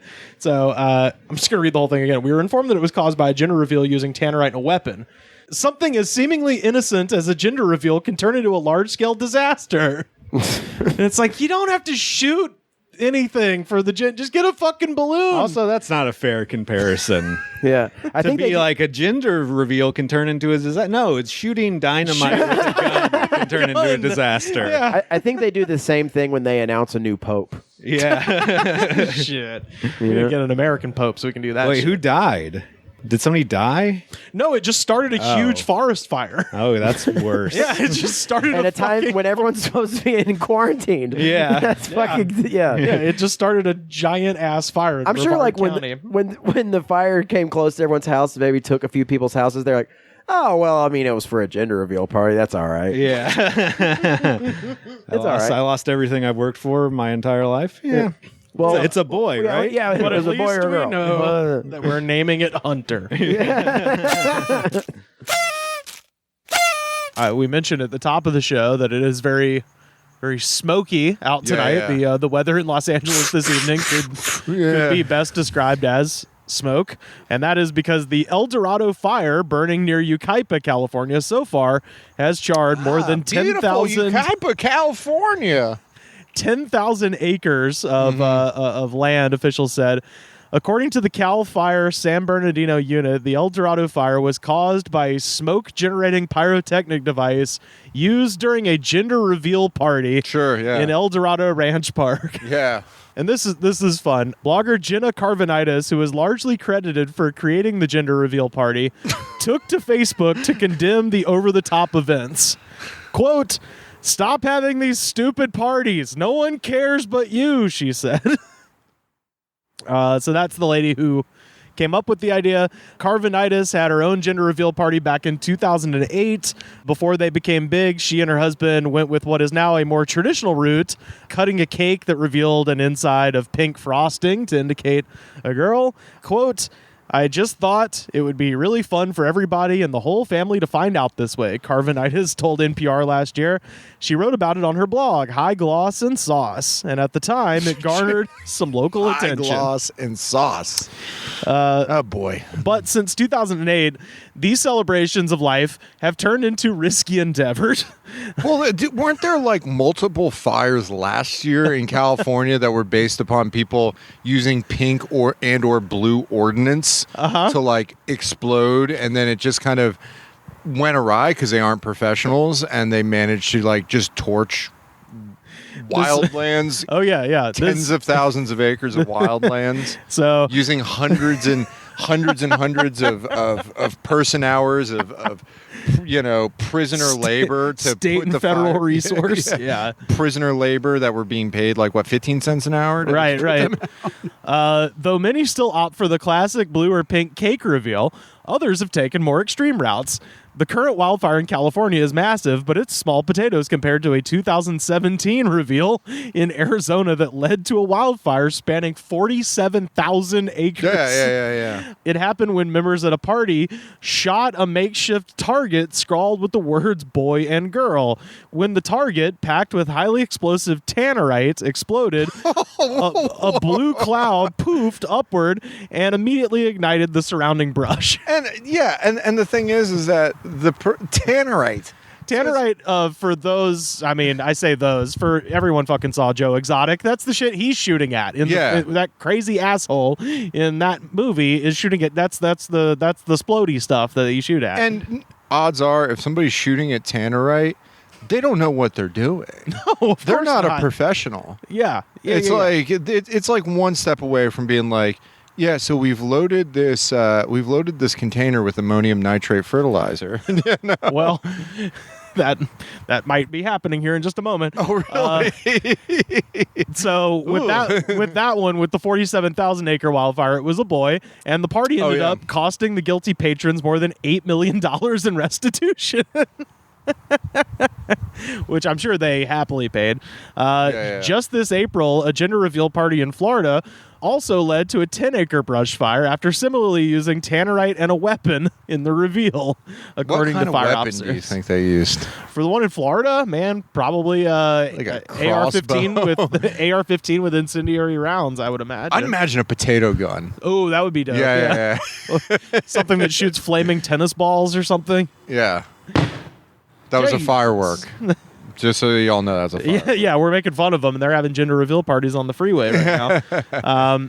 I knew some kids that started a couple of wildfires by accident. One was when they were having a Roman candle fight. Yep.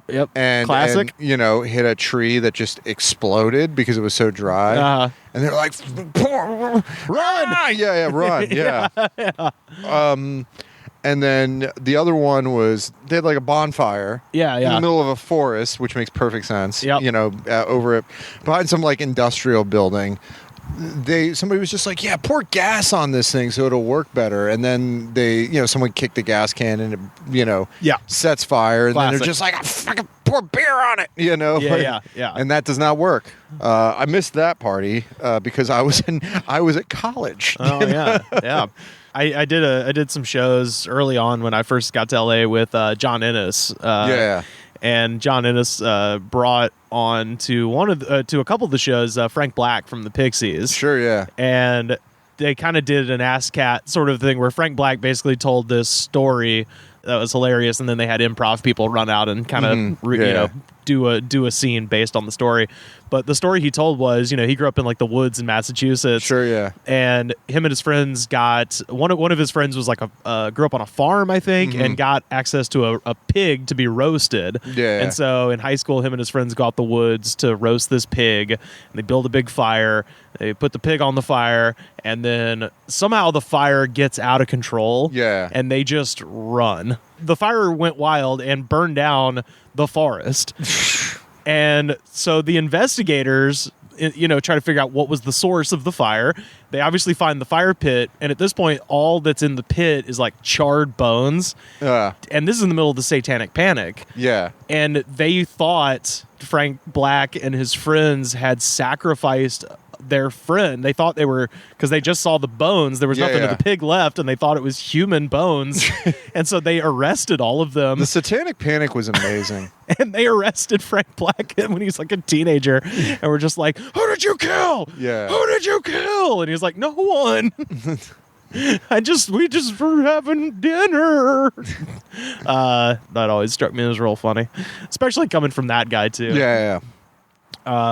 But yeah, the article continues. If the damage done by huge wildfires isn't enough, such gender reveal parties have also led to property damage like the plane crash last year in Texas that was the result of a low-flying plane carrying too much pink-colored water.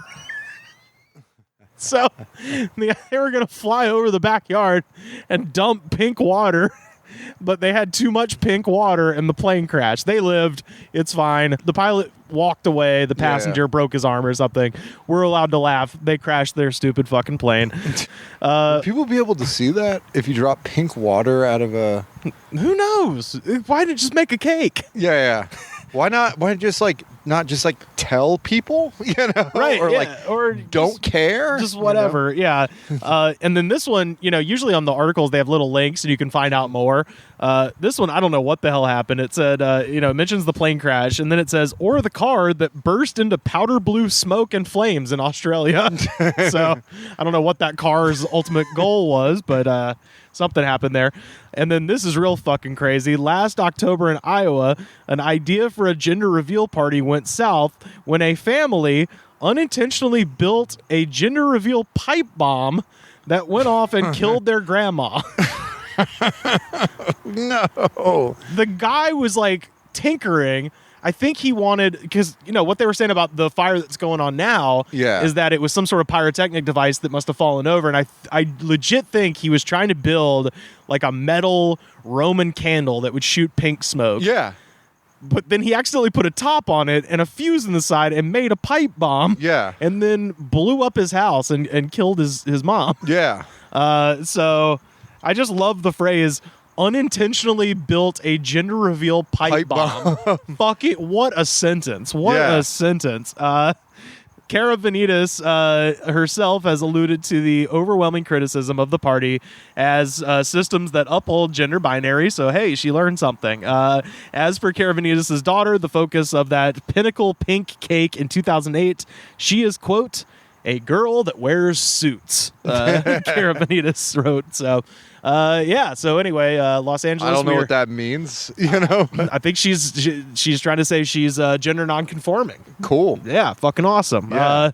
But also, we are literally, as we speak, sitting under and breathing in smoke because of some asshole who did this in the mountains right now.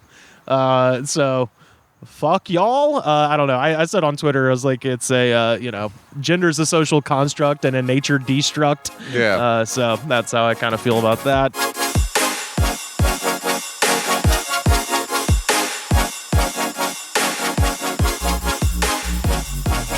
Spam. How do you deal with spam? Spam? Generally I cook it and kind of get it to a nice sizzle or whatever. And then when it's piping hot, I'll pour it down the back of Phil's pants, and he screams like a little shithead, like a little asshole. Is that what you mean? No, I meant like junk calls, like spam calls. You know how those BAM calls we call them. BAM calls. Yeah, they call you all day and they harass you about credit cards and all kinds of bullshit. Yeah, one time, it ended up being Knoxville, and I gave him my credit card information, and he spent all of my money. That was a funny bit. I remember that one. Yeah, he still hasn't paid me back, asshole. Well, these next couple clips are all about my personal misadventures with spam callers.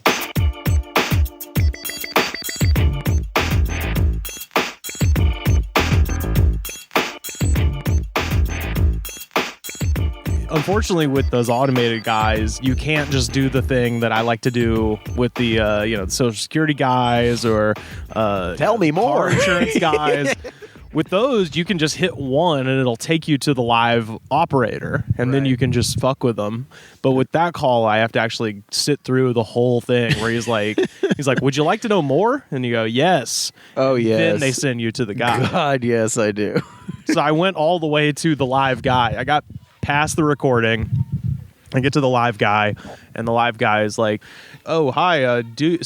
First question I have is, do you own your home?" I was like, "Yes." Well, no. Well, okay, so here's the thing. My wife owns the home. That's a loaded question. I literally started going in, and I was like, well, my wife owns the home, but you see, we're in the process of uncoupling at the moment. And the guy's like, oh, well, if you don't own the home, then we can't. I was like, no, but I need protection. I was like, this woman is crazy. You got to understand, we're in the process of, I'm in the process of being on the singles market again.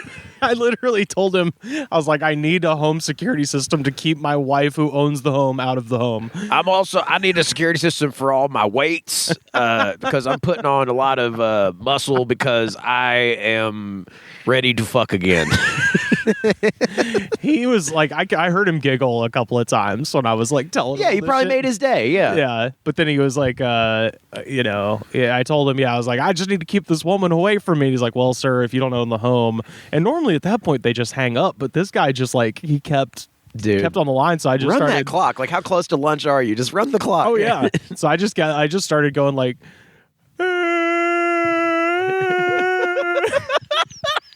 like that until finally he did hang up on me. But I was like, I need the police. Wow. I need the police. I'll tell you what. I've said it before about that home security place. They don't really care about the people they're selling to. You were clearly someone who needed a shoulder to cry on. Yeah, absolutely. Did he offer that to you? No, he laughed at your play. He kind of giggled at me, and then he hung up on me, But yeah, I've been having fun with those people. It's the best. Oh, man. I applaud. See, like, every time I watch you take, like, an automated call or, like, it's a thing of beauty. Because to me, I'm just like, no, how did you get this number? No. I don't know what porno I went on my phone that made you get this number. But don't do it. This is illegal. Like, I almost cry when telemarketers. At first, I think it's someone like, hey, are you, remember that place you applied to months and months ago? We're ready to give you that job now. The one I've been doing recently is when it's the health insurance people. And whenever you talk to the health insurance people, they're always going to ask the same question up top, which is the plan that you want individual or family? And so my new gimmick I've been doing is when they ask that, they go, so this is going to be individual or family? I'm like, listen, it's going to be both. Because I don't want them on my insurance. I'll pay for them, but they are freaks. I want my own gold plan, and I will put my family on the cheapest option you have. And they're just like, I got 3 boys, 3 beautiful boys. All 3 of them are skydiving snake handlers. They're hellions. They're hellions. They're all cocaine-fueled skydiving snake handlers. And can I tell you something? What's your name? Hey. What's your name? Ryan? I'm not paying for it, Ryan. I live a good Christian life, and they are crazy. I haven't left this chair in a week. And I don't intend to. I don't intend to, Ryan. Yeah. How's the love life, Ryan? Just dive deep. They don't usually let you get that far. No. They'll hang up as soon as you say it. What's your name? As soon as you add a personal touch to you wasting their time. Oh, yeah. But they're wasting your time. Fuck them.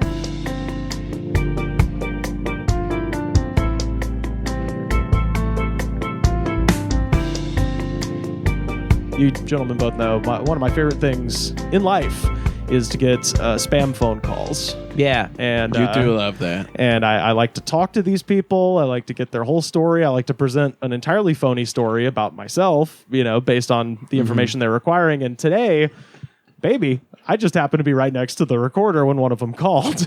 Oh, great.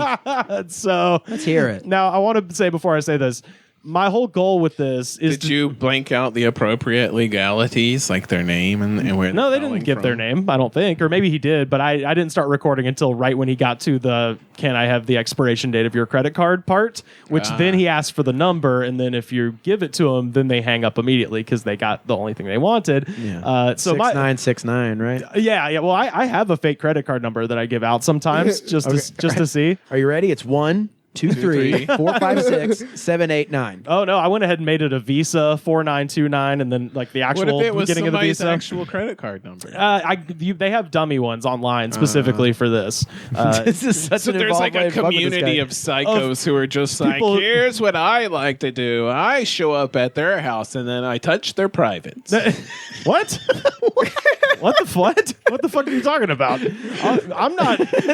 Joe got zooted on the way over here. Joe's on back pills and dabs, all kinds of shit. I got myself on that one. I know, but it doesn't make any sense. What are you talking about? I know. Sometimes my brain just books a left and doesn't tell me. Into Pedophileville. I think as Chris Crofton would say, he's goofed out on Green's team. I mean, feel free to edit that out. Oh but no, that's staying. I love your. But no, you called me psycho, and I would say, what is more psychotic? Staying on the line with these people, eating up their time, or actually participating in the activity of trying to steal credit card numbers from grandmas. That's just what they do. And so I do not feel bad about this. In fact, I think the more time that you can waste with these people, that's less time that they have stealing from grandma. Whenever you do this, is this how you just? Is this when you tell us that you're a crime fighter, that you fight crime? Yeah, this is my version of the Citizen app. I am a vigilante. Well, it's the quote at the beginning of your book.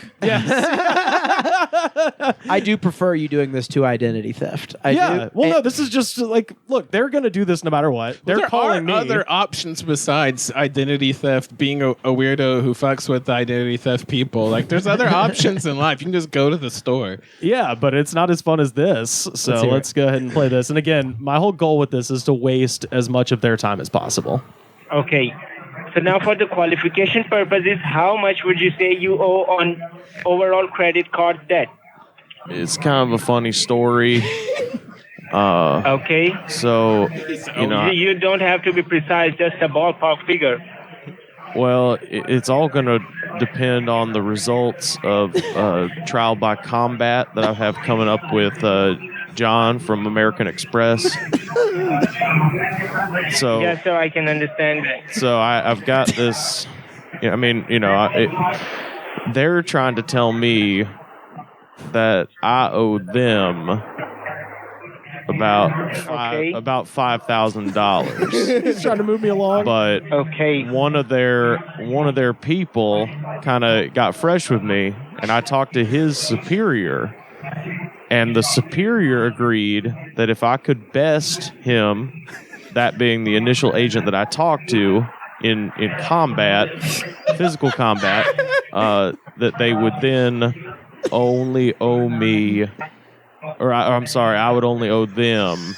Well, they would, I guess, be paying me back, so it's kind of like they're owning me. Okay, that's not a problem, sir. They were going to say that I only had to pay $3,000, but I still have to fight this man on the field of battle. Okay, sir, and on which card you consider you have the major balance on? Is that your Visa, Master, American Express, or Discover card? Plowing through. Wow. Well, it's spread out amongst. I actually have one of each. Yes, sir. So I've got a few cards, but the American Express is the one that I'd like to focus on, simply because they have promised me an opportunity to redeem at least part of my debt vis-a-vis meeting at dawn on the field of combat. Dude. Okay, that's great. How is he not giving up? So, sir, do you have the American Express card on you right now? Yeah, I do. See, here's the thing about John from American Express. He's been sending me threatening texts as well. He's a large man. He sends me just texts of his muscles. And so I am a bit afraid. I'm not going to lie. My chances at actually beating him feel not great. But I do have... Okay. You know what I mean? Like, what would you do? So are you going to win or lose? That's the question. I've been training. I've been drinking energy drinks, and I've been trying to run. He's like, but I've got a gimpy leg. But see, John has a dent in his head, so I feel like we might be about even. I might have a chance to trick him. I might have a chance to maybe best him in some other way. It's sort of a brain versus brawn situation. That's great, sir. Yes, that's the point. It's brain before the brawl. Yes, sir. The brawls, yes. It is going to be a brawl. It's absolutely going to be a brawl. So, it's a survival match, sir, or death match? Well, we were going to do Hell in a Cell. I think at this point, it's just like, what's going on? Okay. That's a listen to cage how busy match, it is in the background where he because is. the cage extends out over the ring. And, I think I'm going to throw him off the top of Hell in a Cell. That's great, sir. That's great. So, sir, now do you have the American Express card with you? Yeah, I've got it. Okay, I want you to grab the card and verify me the expiration date of that card. Okay, hold on. Let me. In order to verify that your card is not expired. Okay. Hold on. Let me go downstairs and get it. Okay. All right, we're walking down the stairs. This guy deserves Employee of the Month, like so hard. Oh my God, he's here. John from American Express, he's here. Hold on. I told him that we had to wait. I can hold. Hold on, I have to fight this man. Hold on. Hey, motherfucker! Hey! Get off my lawn! And then he hung up on me. So he's like, I don't want to be an accomplice. I don't want to have to testify that I heard this guy before he murdered this guy. Oh my He just God! didn't like your language. She was like, That's oh honestly, my God, motherfucker. I think that's the thing is they, As soon as you curse, they don't. As soon as I start bothering most of them, they'll just hang up like this. But this guy is a supervisor. As I've said, if they have the time to joke around with you, they are on salary and not hourly. It got a little quiet in the background. I think he was like, "You fucking come here and listen to this yahoo." Gotta listen to this guy. Dude, when you yelled motherfucker, I bet Patrick popped up like "Don't wake daddy." Oh, yeah! He fucking threw whatever was on his chest fucking 20 feet into a wall. It was like 10 a.m. too. It was kind of early. So sorry, Patrick, if I woke you up. That was worth it. Oh, it was worth it.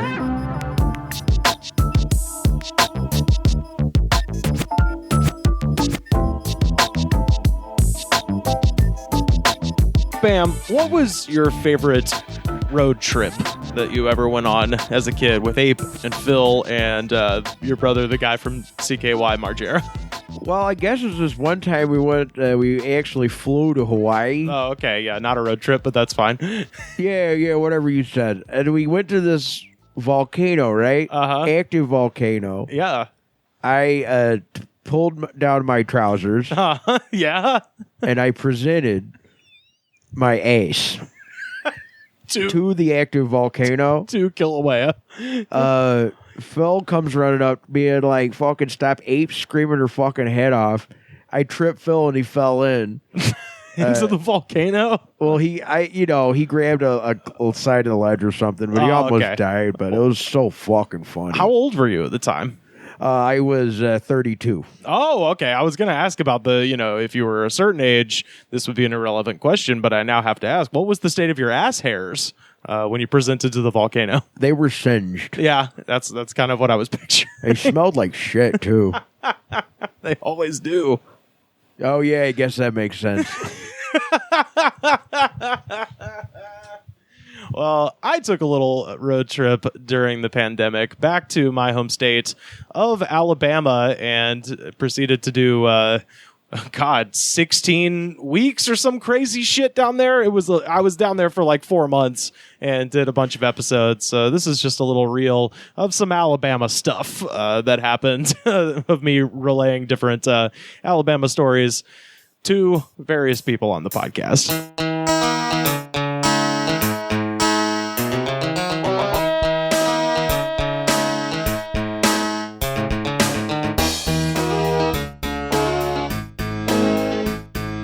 The other thing I noticed that I've noticed everywhere, you know, I get your opinion on this as the resident smoking man on the podcast. Unfortunately, yeah, there are these $3 a pack cigarettes that they advertise everywhere that are called this. They're called this? THIS. This. That's what they're called. They have wow. Their only tagline is this price for real? And then it's just the cigarettes are just called this. This? That doesn't even answer that fucking question. It should have another question. Does this match the price? This? Yeah. Well, it's like a Twitter meme from like 2014 where it would be like, you know, a cute kid and some puppies and it'd be like this, as in like, this is great, you know, but they would just write this. Oh boy, those cigarettes are fucking ages old. That is going to be the crustiest cigarette you've ever put in your mouth. And I got to say too, like with the little amount of health considerations that major tobacco companies put into their cigarettes, like this has to be like fucking like a death wish. This has to be like you cough up blood within 3 cigarettes. You're coughing up blood. Carter, this is a death wish. This is a death wish. This is what your life has come to. This is the end. This is tobacco that fell under the machine at the Marlboro factory. Oh my god! And the Piggly Wiggly people got a deal. They got a deal. No, Kroger did. It's everywhere. It's like every gas station I go to just has these huge signs where it's like this, and it's a pack of smokes, and just like the tagline should just be, "I can't believe I'm still doing this." Man, I bet it's the truth people put it out. It's just concentrated arsenic, and it kills people who smoke it immediately. Bring me back a pack of that. I was going to say, yeah, I'll bring you back a pack for Christmas and see if you like them. I'll get you. I haven't been that good all year. I don't know. I'll get you a red pack and a green pack of menthol for Christmas colors. If you do, I will scream in the parking lot. I don't deserve this.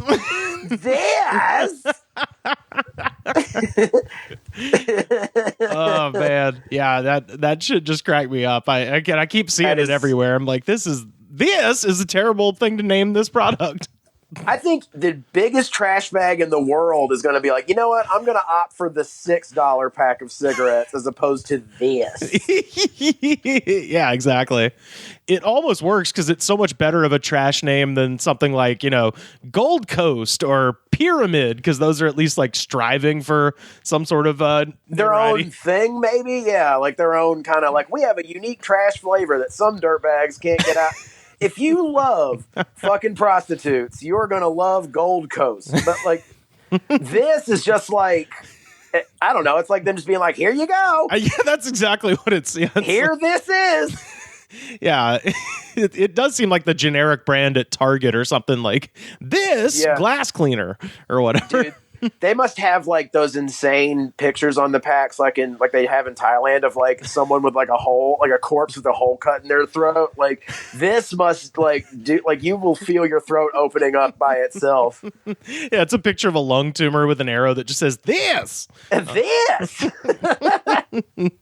Man, that's some wacky shit. I gotta say, this is weird. Yeah, I'll put this up on our Twitter because I did take a picture of it because I was like, well, I don't know what the joke is yet, but I'll come up with something to say about it later. Oh man, I gotta try one, and I bet I'll quit smoking immediately. So I kind of need this. I need this. I need this. I deserve this. I deserve this. Oh fuck. I hate this.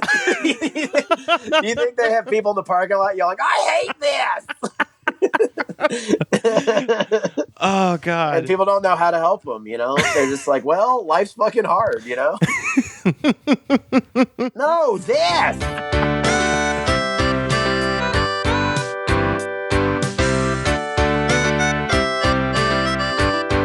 I went yesterday.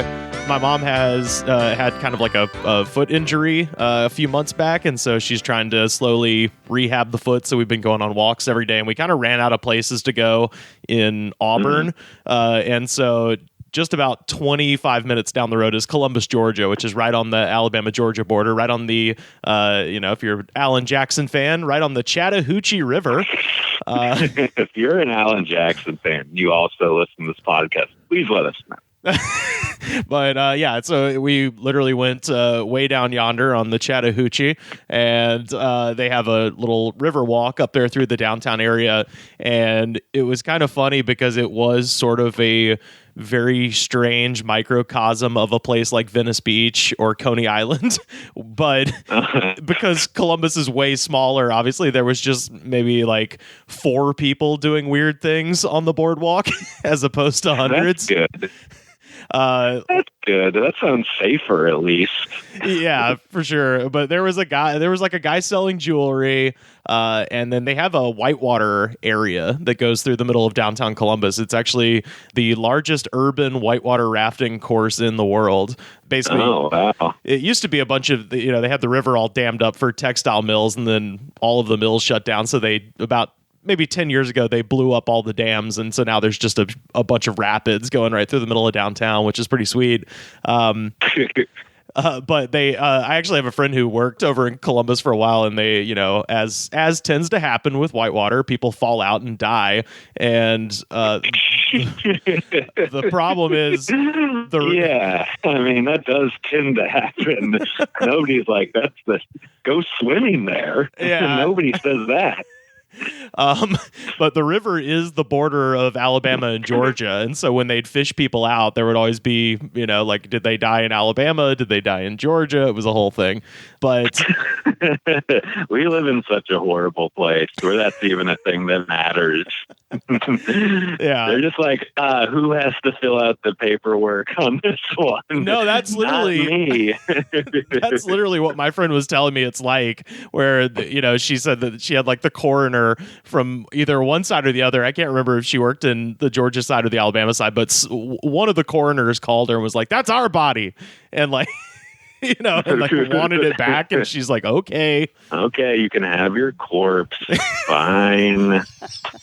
So that's there. There wasn't anybody whitewater rafting, although it was straight up 80 degrees yesterday. It was fucking hot. But I wonder how many. It just makes me wonder how often is that even used. Apparently in the summer, it's packed out because they have several companies where all they do is just drive people up to the to the top of the falls, and they run courses and stuff. So it's fairly popular during the summer, but I think just during the winter, like, you could do it. It would just be cold as fuck, even if the air was warm. But the one thing I saw that was like really strange was, because if you go down, I mean, we mentioned last time you haven't actually been down to Venice Beach. I was going to ask if you've been to the Santa Monica Pier even. Yeah, come on, dude, give me a little. I don't know. Credit. I don't know. Usually people I've been down there once. Okay. It was okay. It was stupid. There's a racist guy, then there's a bunch of people doing street performances, then there was really nothing. Yeah. There's nothing down there except for some bad carnival rides. Right. Well, this was similar to, there's a guy down there who... They have their own racist guy, too? Well, maybe. They had a guy, he reminded me of, there's a guy down there who, there's a lot of performers on the Santa Monica Pier that are, pretty impressive. Yeah, definitely. Check out the guy who freestyles about everybody walking by. But there is a guy down there who, his whole thing is he plays James Brown music and kind of like does like a half-ass dance to it, but he's not putting a whole lot of effort into it, but it's the winter time. Yeah. Well, that's the guy at Santa Monica Pier. Yesterday I saw the Columbus, Georgia version of that, and Columbus, Georgia is right next to a big military base, Fort Benning, and there was a guy down there who, I don't think he was a Marine necessarily, because he had he had the same body shape as I do. You know what I mean? But he was wearing like, you know, kind of like Marine or Army, you know, kind of clothes where he had like the camo pants and like a cut off, like kind of Army green shirt. And the classic stolen valor look. Yeah, well, he was doing this thing where he kept doing hops like up onto this small wall, which, you know, was kind of impressive because I couldn't do that. But he was doing like standing, you know, free jumping, hopping up onto this wall. But what was strange about it was he was listening to Army drill songs. Like, I don't know what I've been told. I don't know what I've been told. Like, and he was there for, I mean, we walked for a good hour and a half. And we saw him right when we started walking, turned around and came back, and he was still doing the same shit. And I was just like, is this guy, does he think he's in the Army? Does he want money for doing these hops? Like, yeah, at that point, you have to at least give him $1. Well, he didn't have a hat or anything out. He was just very publicly. Oh, damn. So I would have given him $1, but he didn't. I don't think he wanted, you know. Yeah, you would have maybe offended him. That's what I was thinking. Like, I do this for the love of the game. Right. I was like, this guy is totally an army of one in his own head, you know. and if I give him $1, he's like, this isn't a fucking performance, you know. He might get mad. So I just kept walking. Yeah, definitely. But he would just jump on top of you. Yeah. I think about parkour sometimes as how it's a mostly European thing. And I really come to this decision to be like, I think Americans are truly just too fat and just in general large to do parkour. You know? Yeah. Take your average American and be like, jump over this huge gap. None of us are going to be able to do it. Like I said, man, this guy he's in about as good a shape as I am, which is to say no shape at all. And he was doing his little hops. He was pretty good at the hops. He didn't demonstrate any other, you know, kind of physical abilities, but his hopping was on point. Yeah, you got to see him do a flip. Yeah. Do parkour. You got to see him roll on the ground. If he can roll without breaking his own bones under his immense weight, that's parkour.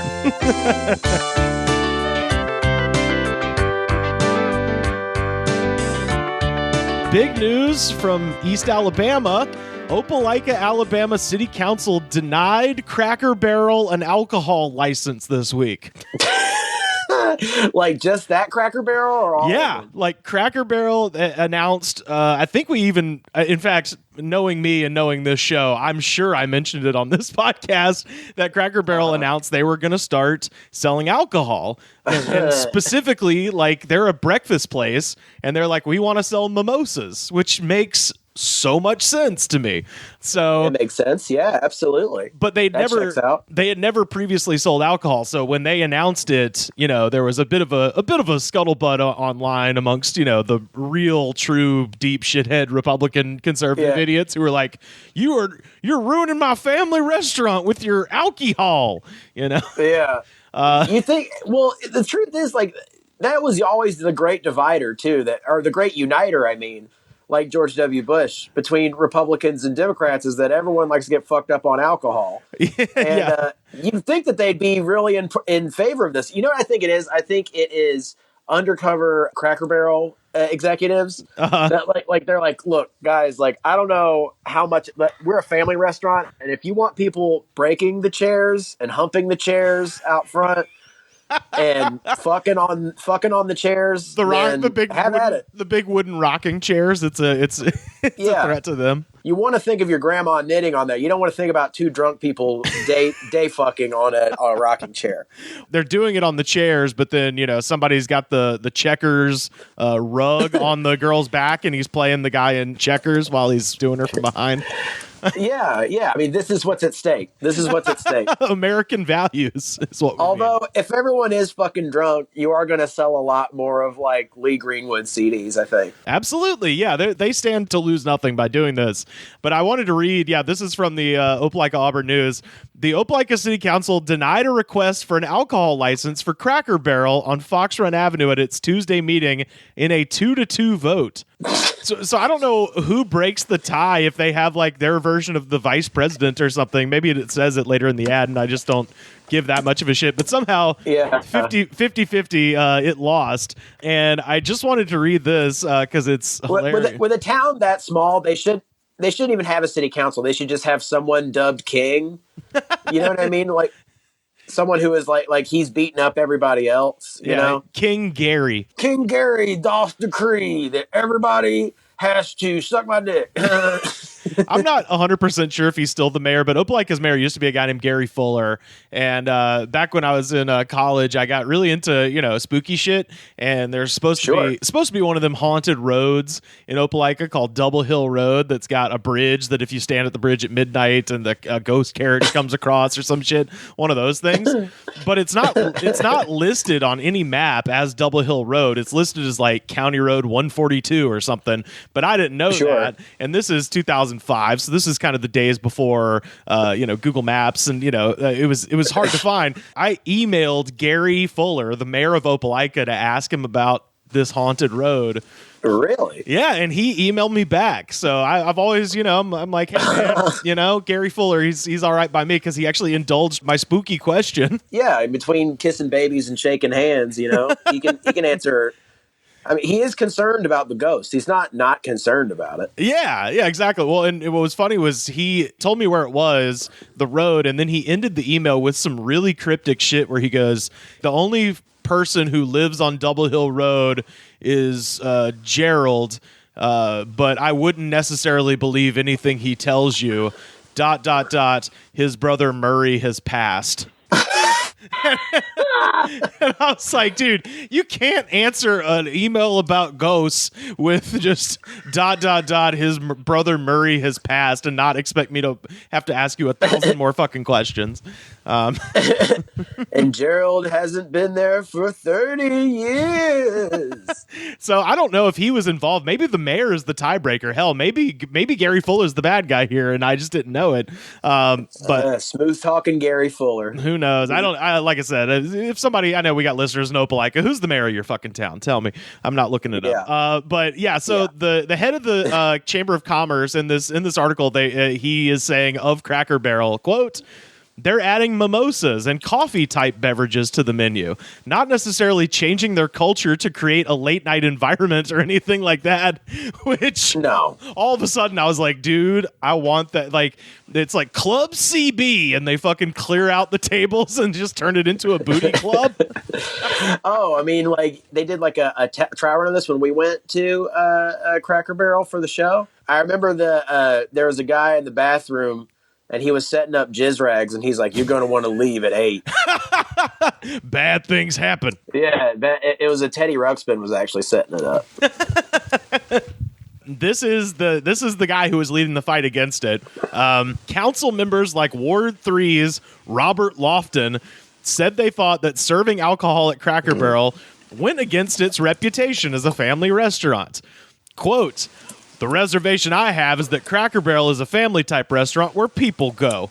I have personal reservations about the situation of alcohol in that environment.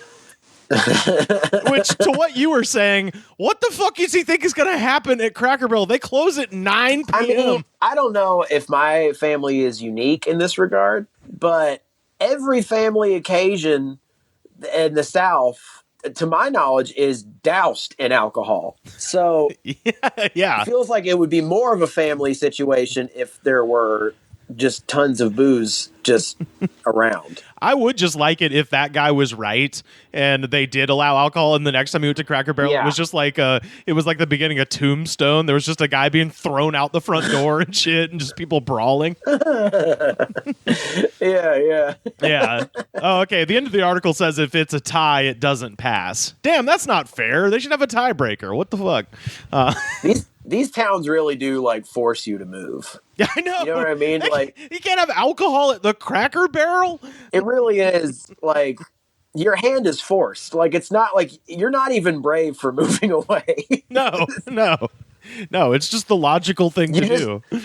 You just have survival instincts. Yeah, the guy who runs the town is just like, now listen, if you cannot 100% ensure that some fucking drunk housewife isn't going to break off the wine stem of her mimosa glass and try to stab me in the heart when I'm trying to eat my hash brown casserole, then you can fuck right off, sir. Now, I, Lord Gary, have now decreed that I find mayonnaise to be too close in visual and in texture to that of jism. And I refuse for anybody to, I do not allow it. I henceforth decree no one can eat mayonnaise on their sandwiches. It's like you got to go. You just got to go. There's no, your hands are tied, man.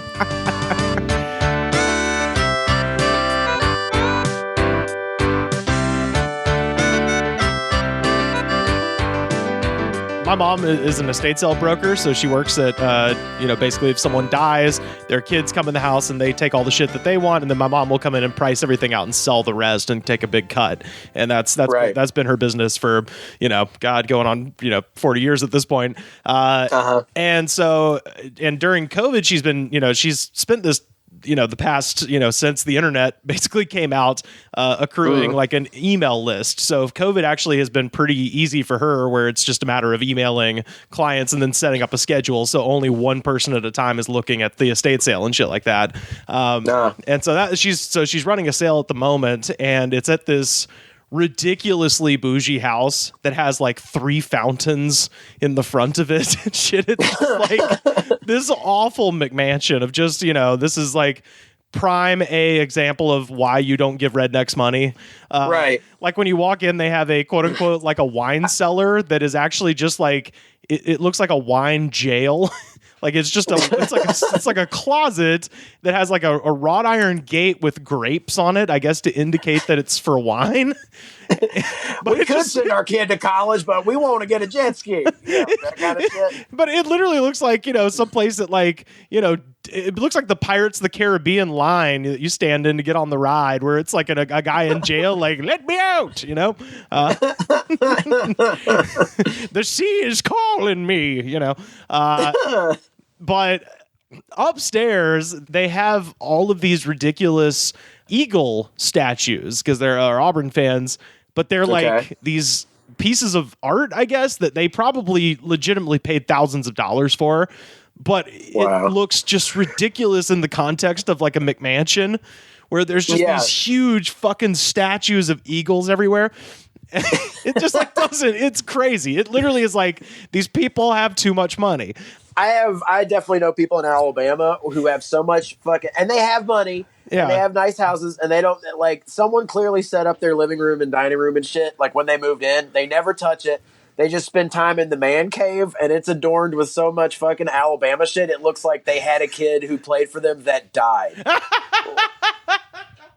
Like, it looks like a fucking shrine to a dead former Alabama player. It's crazy. Oh, God. But I wanted to share this because, and I'll put this on our Twitter so people can see it.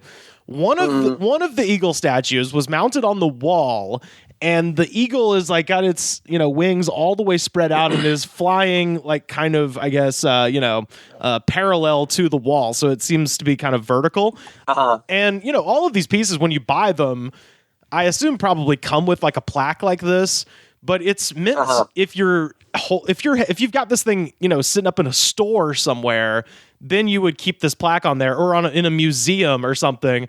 But these people just had the plaque that says who did the piece just hanging on the wall, like as if in their own house they're going to be like, I wonder what artist did this. It's like, you bought it, motherfucker. It's on the wall. You don't have to put the display name next to it. And so I just thought, wow, damn, Iron Bowl goal line stand, 1992. That's nice. I wonder who did this. Like, who gives a shit who drew it, by the way? Well, yeah, but also theoretically, if you paid as much money for it as I assume they paid for it, you'd probably know who did the piece, or it wouldn't matter to you. It's just weird that they were like, well, my upstairs office is like the Louvre. I have to remember exactly what artist and in what medium they were working, and you understand? Oh, I mean, I want to see like impressionistic art based on like Iron Bowl victories and shit. Like, just like a smattering of colors, and they're like, this evokes, it makes me feel victorious, makes me feel a little drunk. I appreciate the finer things as they crack like a Bud Light lime or something. Right, yeah. This is the finest strawberryta. I find the use of colors intoxicating as much as I find this Michelob Ultra intoxicating, bro. But so I took a picture of it just because I was like, that's hilarious that they have the little plaque under the art, But I didn't bother to read the plaque until I was telling somebody about this. I was at the game, and we're all sitting up in the backyard and shit watching the Auburn game, and there sure as shit wasn't anything else to talk about. So I was like, well, I'll tell them about this. And so I pulled up the picture on my phone, and I actually read the plaque on my phone, and I was like, this is fucking ridiculous. And so I just wanted to share it with you. So this is... So they've got the big eagle statue, and then this is the little tiny plaque that's next to it. Salmon Run by Stephen Herrero. Nature, at once beautiful and pristine, yet dangerous and uncompromising.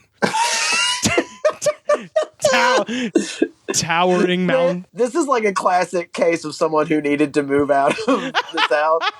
It's like, this is like some shit. Like, this guy went to art school and he had these ambitions to be a real artist, and like the only thing you can get commissioned in fucking Alabama is fucking Iron Bowl portraits. So he's just like, he's trying to like use some creative license with the description of the painting, which no one will read. There's like, dang, I remember that tackle. Oh, like, okay, so tell me if this isn't the horniest thing ever, without being explicitly horny. Towering mountains, fertile valleys, thrusts of rock, and liquid flow. I was like, you are way too horned up to be just sculpting eagles, bro. You need to be making penises because there's something. You need a release. When you look at the eagle, it is kind of like a penis. You know what I mean? Like, yeah. Or you need to be. I think that's why it's America's animal, is because we're just one big penis. Or you need to be making eagle statues for Papa John, like he has in his foyer, where it's two eagles fucking. Yeah. Man, what a fucking evil genius he is. Within this world, the drama of life plays out as it has since the beginning of time. The eagle's strong wings scale the valley's walls. His keen eye trained on the river below, alert to any movement. Salmon pursuing the same trail they have for generations of making their way home. Suddenly, a flash of silver from below ignites a fury of plunging wings and a flourish of slapping water and pungent air. This is like the fucking, like the Lovers, like the Will Ferrell. It really is. And Rachel Dratch thing. It's like, make love. I mean, like, yeah, it's so close. Like, punch it. Yeah, like sultry thrust permeating the night air. And it's like, no one is going to read this. There's going to be like, yeah, I'm a big old Auburn fan. Yeah. And I make a lot of money off of fucking, I fucking, what I do is I have a nursing staffing agency to where it makes people harder to get nurses. So I just got this big eagle fucking statue, and, it's got some stupid shit written on the bottom of it. I don't know who wrote that part, but I like the eagle because it reminds me of Gus.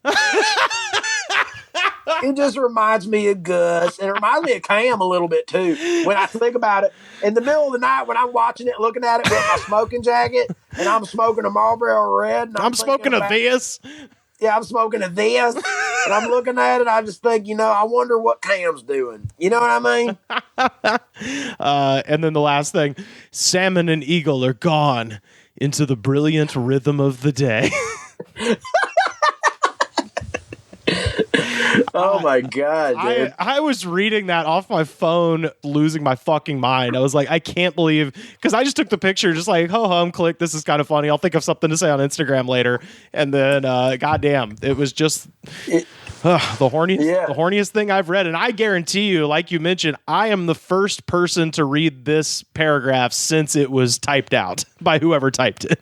Definitely. Well, I bet he tried that out at like a open mic poetry night too. Oh my God, yeah. That same thing, and it was like kind of crickets. And then someone goes up and like recites the lyrics to to "Hot in Here" by Nelly, and he's just like, "I must move from this state of Philistines."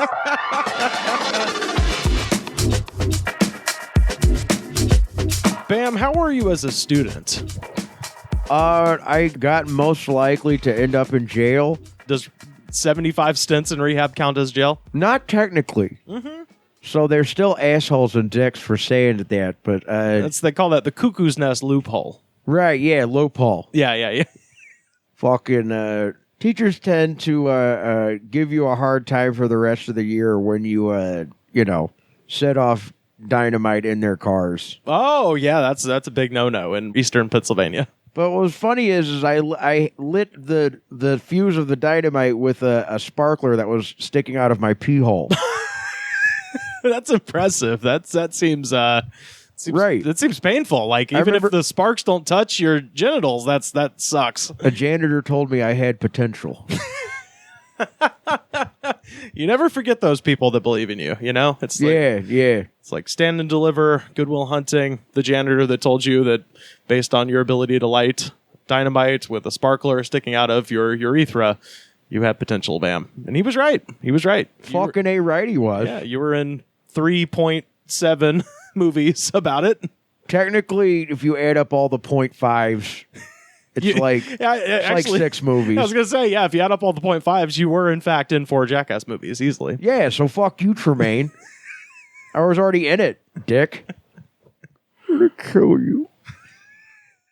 Oh no, let's not threaten Jeff Tremaine. This is a comedy show. Parody. What were we talking about? Oh, well, we were talking about this is a case of not fighting students, really. This is more about a case about a fighting teacher at a McDonald's and some of the subsequent stories that sparked in our listeners.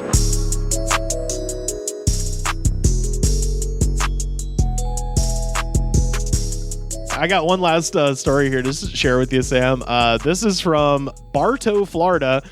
A teacher in Central Florida found herself behind bars after police say that she fought a group of students outside of a fast food restaurant following a high school basketball game.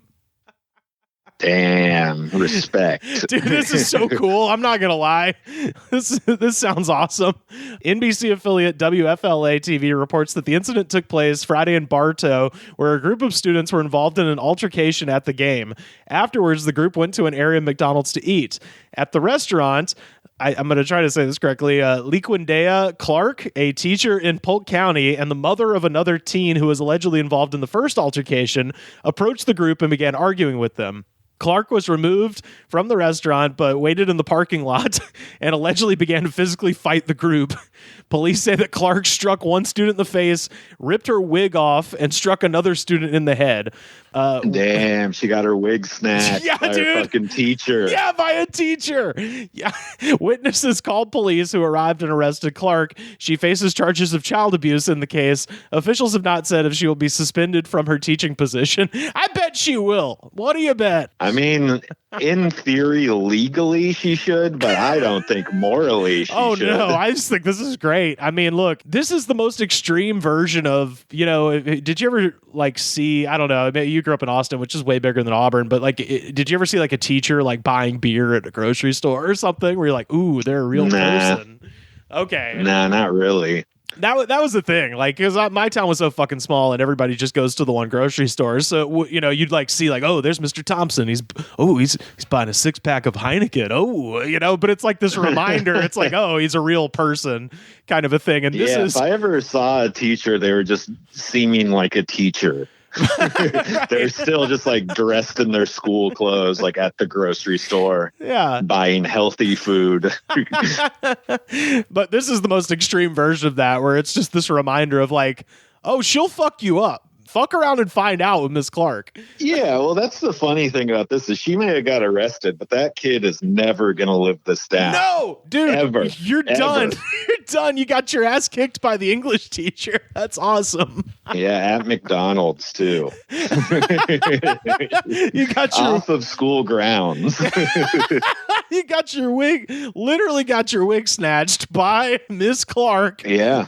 It doesn't say what she taught. I'm really interested to know what subject she taught. Yeah, that would be interesting to know. I never understood how teachers just don't constantly punch students. I couldn't imagine interacting with like 200 kids a day and being like, oh, that was fine. Nothing was irritating about that. Dude, I actually had this as a question for you. What's the maddest you've ever either made a teacher or seen a teacher get? I can't really think of anything off the top of my head. I've never really witnessed anything too crazy other than them kind of raising their voice and getting very stern for a minute or two. Okay. I think they realized it was a bad idea to just go fucking crazy. You know, I think they at least had some of that in their head, unless it's like a gym coach or something. They're just allowed to yell, but also it's not as off-putting. For some reason, it's like, oh, they're supposed to be yelling at me because I'm lazy and thinking about soda, which they have told now. My friend who lived in San Antonio said that the coaches, when they were doing push-ups and stuff, they would yell at them, "You candy ass bitch, you're thinking about soda right now," which is the funniest line that you can just say to any person all the time. Dude, first of all, we weren't allowed to have soda. Like it was banned. Like you couldn't, you weren't supposed to have it. They took it away from the vending machines in my school. But whenever they made that decree, my 8th grade history teacher, Mr. Sweeney, who was fucking hilarious. It's still he had like 3 different, because he was the basketball coach too, and he had like 3 different kids in my class that he referred to exclusively as Pee-wee. He'd be like, put your eyes back on your paper, Pee-wee, and he would just scream at him shit. He was kind of like Mr. T. He would just yell at, just start yelling at people, and he was great. He was hilarious, but he would also take out a original Coca-Cola classic every day at the beginning of class, like right when we all sat down, and would just stand in front of all of us and just open it in front of us and then just drink it. That rules. Yeah, it was always crazy to see a teacher doing something like that you're not allowed to do. You're just like, oh, this is fucking babysitting. We're not even at a place that matters. We're not learning fucking shit. I remember they're just trying to enforce us just to listen to whoever's in charge. Mr. Sweetie, it was the best was because he was really easy to get off subject. So I remember specifically one time he was talking about Alexandria, like in Egypt, and he was like, oh yeah, right at the 1st century AD, Alexandria was, it was hot. It was one of the most popular places in the Mediterranean. It was kind of like the Las Vegas of the Mediterranean. Hey, did I tell you about the time I took the JV boys to Las Vegas and then would just start talking about a basketball game that he went to with the kids in Las Vegas, and that would take up most of the class. He was the best. I love that. Dude, yeah. There's definitely some teachers that I had, if you like, you brought up their daughter or something, they're just spend like 15 minutes talking about it. Yeah. There's one teacher that was so out of it. She was like definitely needed to be retired, but for some reason wasn't. And she was clearly like mentally not there enough to teach a class, Yeah. And she was one of the worst. Apparently, I didn't have her class, but everybody who did was like, dude, you can just get her off subject like 5 minutes in and you'll never have to do anything. Oh, I love that shit. She was like real out of it. People would just do terrible things in her class and she would have no idea. They'd be like fucking breaking up swag weed on the desk and she would have no clue it was happening. It's oregano from my gardening class. The craziest part is she would not notice at all. They wouldn't even have to come up with a lie. Just like I think she just sat at her desk and just didn't even stand up. She was that old. Oh my God, that's awesome. My favorite Mr. Sweeney thing was because he was the coach, he was in tune with what was happening in PE, and we had PE the period before his class. And so, we'd always come in and he would ask us like, how are you guys doing in softball? Or how long did it take you to run the mile? Like he would ask us about what was happening in PE. And one day it was weightlifting week, and so he made everybody tell how much they could bench. Yeah. So we literally went around and like said the weight that we maxed out at, and he got to this one girl, and he was like, Michelle, how much did you bench? And she was like, Coach Sweeney, I couldn't even lift the bar. And he was like, that bar is 45 pounds. What do you mean you couldn't lift the bar? She's like, I couldn't lift the bar. I'm not strong enough. And the next day we came in and he had gotten the bar from the gym and made her lift it. And she did. She actually did lift the bar. So that's fucking twisted. He's the best. He made her lift the bar in front of everybody. Oh, and he used to keep a shovel. That was the other thing. He just had a shovel in his class, and he would just pick it up and be like, don't make me do it. You know. Don't make me kill you and then bury you with the same shovel. But in this case, this lady, I mean, you know, Mr. Sweeney, it was always a funny threat with him. It was like, oh, haha, Coach Sweeney is always kidding. It's like this lady was like, no, I will fucking ruin you, kid. So, yeah. So one of those things where it's like, yeah, it's probably best that she went to jail, but also it's pretty funny what she did. Oh yeah, it's hilarious. Fucked him up in the McDonald's parking lot. Love it. I don't know what happened, but I'm sure it was self-defense, and I fully support her. I think we should start a GoFundMe for this teacher. For her legal. Get her a good lawyer.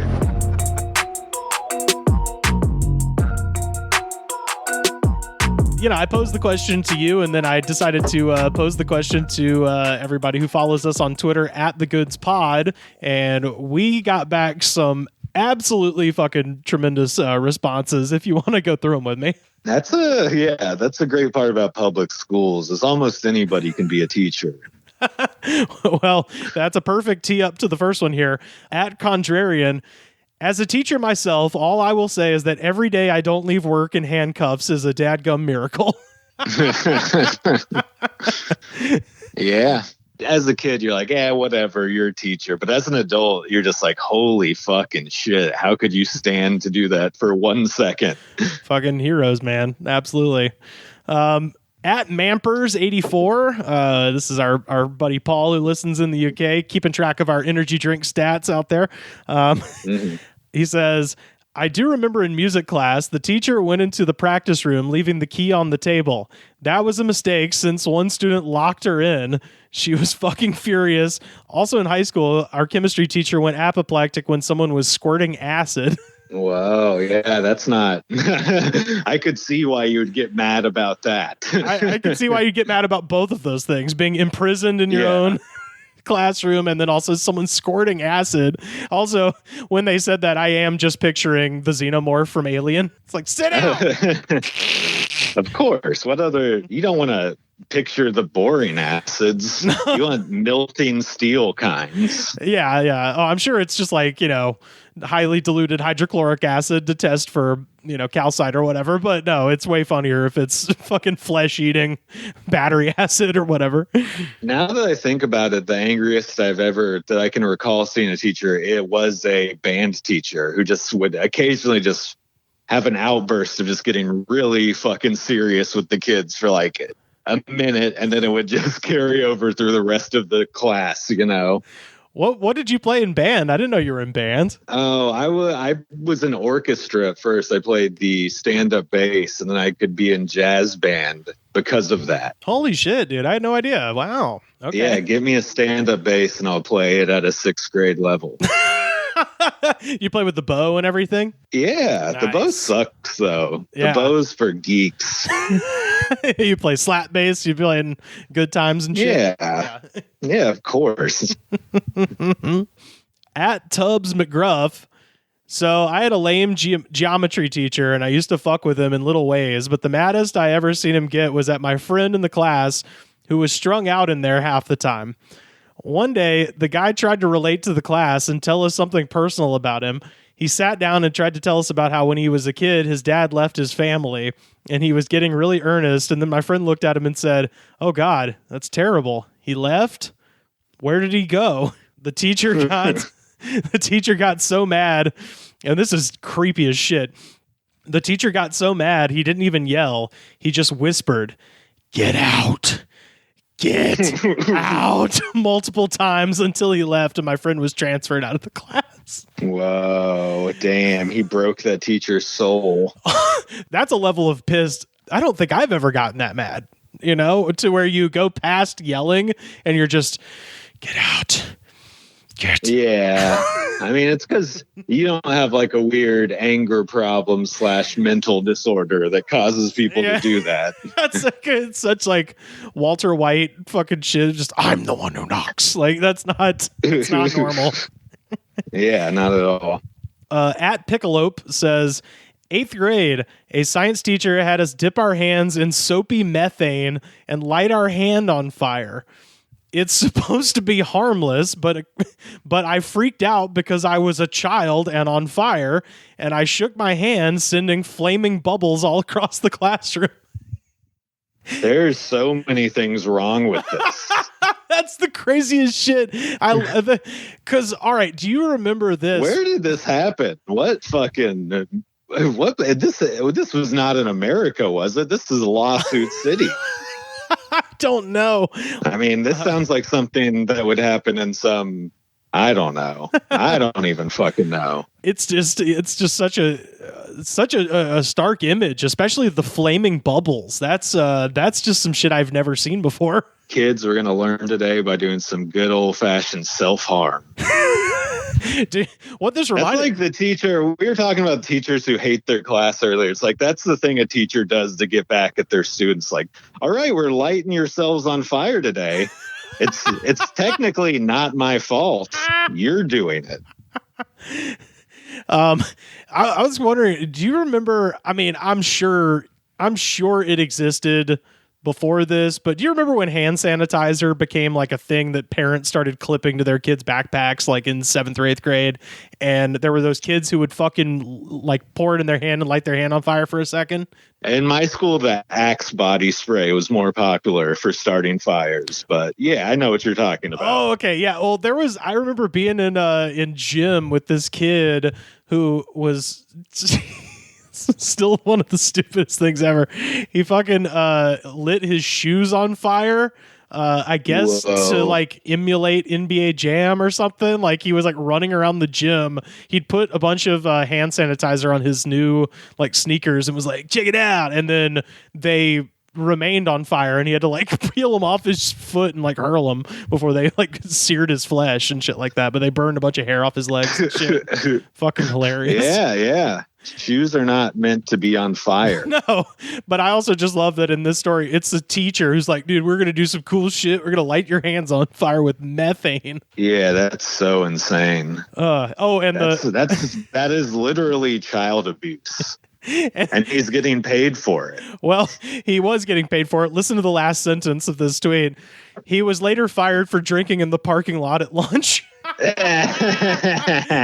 I take it back. This teacher rules. This guy rules. Setting his kids on fire and then drinking in the parking lot. You know, setting kids on fire is a little bit stressful. Sometimes you need to go relax in the parking lot. One assumes every science teacher I had was kind of crazy, so that makes sense. Oh yeah, dude. Science teachers love fire. They give them that damn Bunsen burner. Like they just love that shit. So it kind of makes sense with the science teacher. Although it is fun to imagine that after he was fired, he certainly smashed his little pint bottle of Jose Cuervo or whatever and rode a motorcycle into the sunset, because that's the only way that can end. Yeah, that guy probably got fired and was like, cool. Cool, more time for me to drink and turn WD-40 cans into flamethrowers. My favorite thing. Yeah. I'm really going to turn into an arsonist now. At Anathema Germina, in 6th grade, our social studies teacher was a notorious, bitter, angry old man. He usually would just scream at students if they didn't bring a red pen to class. But he also once hurled a metal desk at a kid for not knowing the answer to some question about Babylon. Whoa, that's crazy. I guess that was religious school. Maybe they're talking ancient Mesopotamia, first couple chapters of world history there, perhaps. That's insane, no matter what. That's one of those things where it's just like, dude, just start lighting the kids on fire. You'll have a better time. Yeah. The answer to all of these is like, yeah, it would have been better if you had just lit the kids on fire with soapy methane. Yeah, I mean, as a teacher, how could you, if you know that's an option, why would you not do that? Is all I'm saying. To the guy who said he was a teacher, consider it. You know? At TJ_Arnie, we made our teacher cry. Our class was about 12 to 13 students, and none of us wanted to do German, so we ended up being little shits. Me and my cousin used to have competitions for who could fit the most pins in our afros, and then we would have pencil chucking wars. Someone would throw a pound on the floor and yell, "Scramble!" and all the guys would scramble to get it. This is from the UK, by the way, so we'd throw money on the floor. Someone did that with a $5 once. Paper airplane engineering, getting paper stuck in the teacher's hair without her noticing, parentheses, I won. We were so bad that she apparently gave up on teaching and moved to the States with her rich husband, and we had to do our 3rd year of German with all substitute teachers. Also, we were the quote-unquote top set of our year, and we had placed the best with our beginning school test, yet we were hellions. So this is like a foreign language class. So it's like, and they tested well too. So theoretically, this should be a pretty good class, and they're just throwing shit at her hair. Man, that rules. I mean, you don't take a foreign language class to learn anything as a kid. No kid is like, this will be useful to me later. You're just like, God damn it, they're making me do this. This was so funny because as I was reading this, I was like, dude, my German class, and I think I mentioned this on the show before, but like my German class had martial law declared. Like the vice principal had to come sit in our German class every single day because our teacher she lost control. We had an unspoken vote of no confidence, and we just quit listening to her. And so Miss Hoseman had to come in there and sit in the back and just fucking watch us the whole time. But then every once in a while, Miss Hoseman would get called away because she was the vice principal and she had other shit to do. And then at that point, it was just a feeding frenzy of just us fucking with the teacher. It's just, and then cut to like, I don't know, 6 years later, I'm a substitute teacher at a different school, and I walk in and my old German teacher is just in the office getting coffee. I'm like, oh, hi, Frau. What's up? Dude, that's so funny. I have on a fucking tie. Is it like, I assume it's like Texas where all you need to be a substitute teacher is like a bachelor's degree in anything? I don't even know if it's that, dude. They hire the substitutes through Kelly Services, which is like 1960s, like how they would hire out typists and stuff. They would call them Kelly girls because it was almost all female, and that's how you would hire, like if your secretary was out for the day and you're Don Draper, you would call Kelly and they would send a Kelly girl. So I'm actually a former Kelly girl because that's Kelly Services is who they run it through. And I don't think all you have to do is pass a background check and they fingerprint you and that's it. And they're like, all right, well, you didn't commit any fucking heinous crimes, so I guess you can be in front of kids. So, dude, yeah, in Austin they would just let anybody, if you had like a college degree, you could do it. Mm-hmm. And like literally there's like no sort of, I mean, I'm sure they had a background check, but there was no sort of like screening, it seemed like. I knew a dude who did heroin that was a substitute teacher. Yeah. And I remember in 6th grade, one time the substitute teacher came in and he was like so obviously like on drugs or hungover. He closed all the like curtains and the windows so there'd be no light in the room. And he did some magic tricks for us. It was fun. Wait, with the lights off? Yeah. That's so good. At It's MLP, I showed my U.S. government teacher that collective punishment, i.e. punishing the whole class for something a few of us had done, was in fact against the Geneva Convention and constituted a war crime. He screamed for a full hour about how we would, quote, never understand war because Bill Clinton had made it impossible to teach young men the important life lessons taught in Vietnam. Wow, that's insane. But sometimes we would watch Toonces the Cat Who Could Drive a Car. So that's like that sketch from SNL. So that's funny. Oh, I remember. That's a classic sketch. I have to assume, since he's referencing Bill Clinton, that this happened in the 90s, which means this man came into class with a VHS of Toonces the Driving Cat. That's cool. He knows what kids like. and its wacky sketches. He says, wild semester, unrelated, but he also once bet me that I would be more likely to die in a global pandemic before I would in state violence in the United States. So this has been a real nail biter of a year in terms of who's going to get $5. Yeah, I mean, fuck. It sucks that sometimes these guys are right, you know? Yeah, Jesus. At Math Demigod, who is also who is a math teacher, and also told me, I think we're gonna actually get him on the show once I get back to LA because I want to talk to him about this. He told me that he also is in charge of the LARPing club at his school, so he gets to beat the shit out of his kids with foam swords. Mm-hmm. So I think that's pretty fun. But he says the angriest I ever got was when I was a student teacher. And after about an hour of not being able to speak more than 3 words without being interrupted by students, I burst out, "What the fuck is wrong with you?" They don't give a fuck. They're at state-sanctioned babysitting. They'd rather do anything else. He says that was a long time ago, and I don't get mad anymore. So that's cool. I think you learn about that shit quick, man. Like I said, I was a substitute for a year, and you pretty much start understanding why teachers are the way they are because you're like, this is war. This is a mental war I'm having versus 25 very small humans where it's like a wild animal. If you show weakness, they're going to take advantage of it. 100%. At Seeking Paradigm says, well, a teacher once quit because the other staff wouldn't stop the bullying that I was experiencing. So that's fucking cool. You know, like this person was getting bullied and then this teacher, you know, they wouldn't do anything about it, so he basically like resigned in protest. That part is cool. The next part is fucking crazy. This same teacher once body slammed a student through a folding table because the kid put black pepper in his Dr. Pepper. Whoa. Yeah. You know, and now that I think about it, I've seen a guy like grab a kid by like around the shirt. Yeah, scruff of the neck kind of thing, like pick him up and shit. Well, he put we used to do this thing where you just take a staple, wrap it around the end of a pencil, and you could just kind of fling it. Oh yeah. You know? I love doing that. He did that at the teacher, and it hit him like in the face. And the teacher was like so mad that it could have hit him in the eye that he went over and like kind of, you know, grabbed him up, shook the shit out of him. Yeah. And this was a sub too. He's one of the cooler subs, but you know, definitely. This is wild. He says the table snapped and everything. So like he straight up the Dudley Boys him through a table.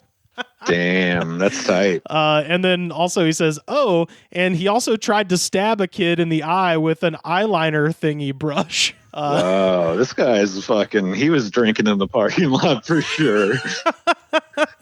And I, of course, replied because I had so many questions. And I was like, wait, he quit because people wouldn't take it seriously that others were bullying you? And also, what happened after the table spot? And why did he go after the kid with the eyeliner brush? And at Seeking Paradigm writes back, it was a mix of things that went south for him, but it was the principal who liked slapping boys on the ass who told him, quote, protecting one kid wasn't worth it. He was suspended for the table spot and attempted eye stabbing. The kid who put the pepper in the drink kept farting or something. It's bad when you keep farting. That must mean the teacher fucking fucked up his stomach, landed on him hard, you know? Yeah, dude. Yeah, that's, when he says he body slammed him onto the table, I assume he means he like threw him down onto the table kind of thing, but it is way funnier to imagine like an actual Hulk Hogan, Andre the Giant, like body slam shit. Yeah. Or, you know, it's even like a real like amateur wrestling slam where you just fucking end up on top of them on purpose because you're trying to hurt them as bad as possible. Yeah, you give them like the Arn Anderson spine buster shit. Yeah, exactly. But even Arn Anderson knows to not fucking follow through. Right. That's why I say, professional wrestlers are good enough to do that and not make their opponent fart continuously throughout the match. I'm pretty sure. Teacher, you broke my guts. When you gave me that jackknife power bomb through the table. I'm sure somebody wrestling has shit their pants in the ring before, probably many times. Oh, yeah. CM Punk on record. I believe Stone Cold on record. Yeah, all the greats. Part of the business. Yeah. This is the last one here. This is from our friend at JM Janks. And he actually says, I had to go to the notes app for this one. My high school art teacher already had some PTSD from kids locking her in the art closet the year before. So again, this is a thing. This is a fucking thing. Locking her. They shouldn't keep so many doors locked at school, I think, is what we're really learning here. Yeah, exactly. Yeah. Oh boy. Yeah. Yeah, definitely. Let's make all the doors screen doors, please, in the art room in case also, I need to. Never heard of a closet that locks from the inside also. Yes. Maybe that's just me. It just seems like a terrible idea. Yeah. So they locked her in the art closet the year before. So she had a hairpin trigger about everything. Her number one rule was absolutely nobody was to bring drinks in her class, which of course we all did anyway. We just tried to keep them hidden. There was one kid, though, who openly flaunted it and was told multiple times to quit, but he did anyway. One day, during a lecture, he pulled out his Coke, and mid-drink, she absolutely lost it. She grabs the bottle and yells, "I'm tired of it!" and throws it as hard as she can against the back wall. The bottle was still open, so Coke went absolutely everywhere. We were all so shocked, and I think she was too. It was absolute silence until the kid said, "Are you going to pay for that?" The class lost it. Still probably the best comedic timing I've ever experienced. She grabbed his arm and dragged him to the principal's office. He never came back to the class for the rest of the year during that school period.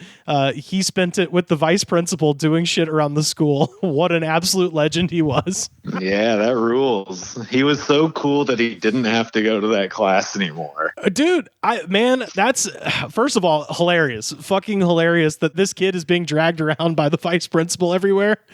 Just doing things like you were so bad that you are now the vice principal's little helper boy. But also I'm reminded that not exactly, but I just did not get along with a pre-algebra teacher I had. That's how shitty I am at math. As in high school, I was still doing 8th grade level algebra. I hear that. Dude, I did not get along with this woman so much that they just moved me out of her class and into the principal's office every day where they just sent my work. And I got so much more shit done after I didn't have to listen to this woman. And when I was just, it was just papers coming over the transom, like, all right, do this one, figure this out. It was so much easier to learn. It's so crazy how that works. There's like a high school in Austin that was for quote unquote the fuck ups or bad kids or whatever. Alternative school. Yeah, exactly. Alternative learning. Yep. And, all the quote unquote bad students would go there and finish high school in 3 months, like guaranteed. And they wouldn't even be seniors. It's just the amount of work you could do. And you didn't have to go through the whole state sanctioned babysitting part. Oh yeah. If you just sit there and learn all day, you can get through high school fast as fuck. Dude, that's the thing, man. If you go to ISS, that kind of like strips away the kayfabe of school a little bit, because you're like, oh, there's only 4 hours worth of work here. Why am I here for 8? Yeah, it's fucking dog shit. So anyway, those were fun as hell to read. If people listening have more, please send them in. I could fucking read that shit all day.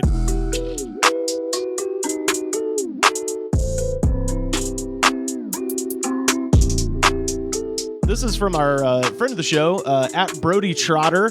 Brody says, decided to type this out here because it's kind of long. Upset teacher story. At Central Heights School District in Nacogdoches, there were a few famous teachers known for losing it. My first was in 6th grade, Mr. Musgrave. He had a collection of yardsticks, and if you fell asleep in class, he would take it and smack you by your head on the desk to wake you up. the more it happened, the harder he hit, until eventually he would start jumping up and down on the ground and started jumping up and down and slamming the stick onto the table. So that was the first thing. Like holy anger management, that man. You just go to his apartment. There's just holes in all the walls that are fist sized. Here's where the whore used to sleep.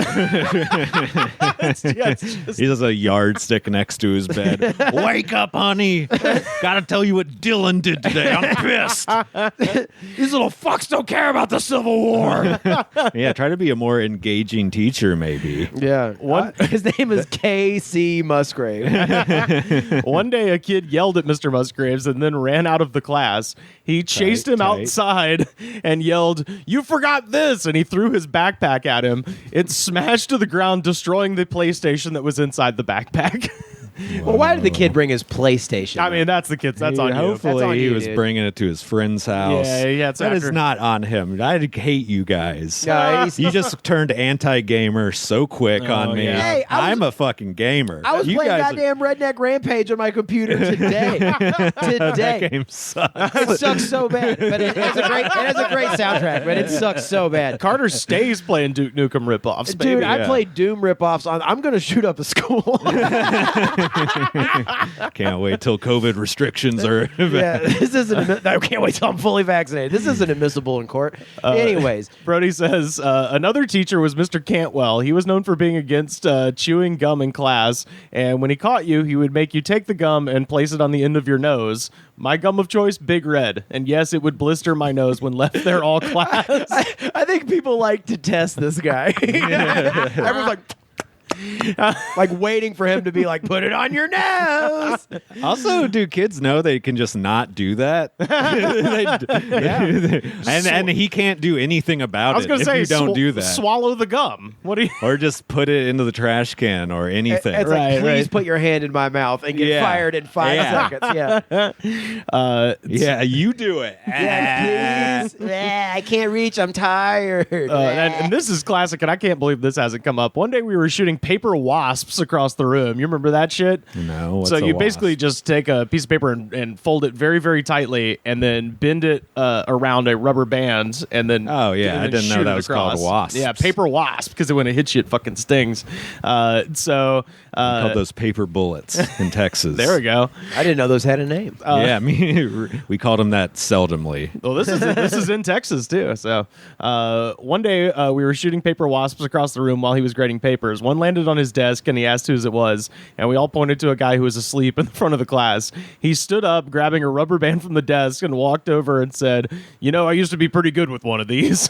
And then he kicked the guy's table. He jerked up off the desk, and then Mr. Cantwell shot him right between the eyes with the wasp. Damn, that's a fireable offense. I was gonna 100%. say that's fucking crazy.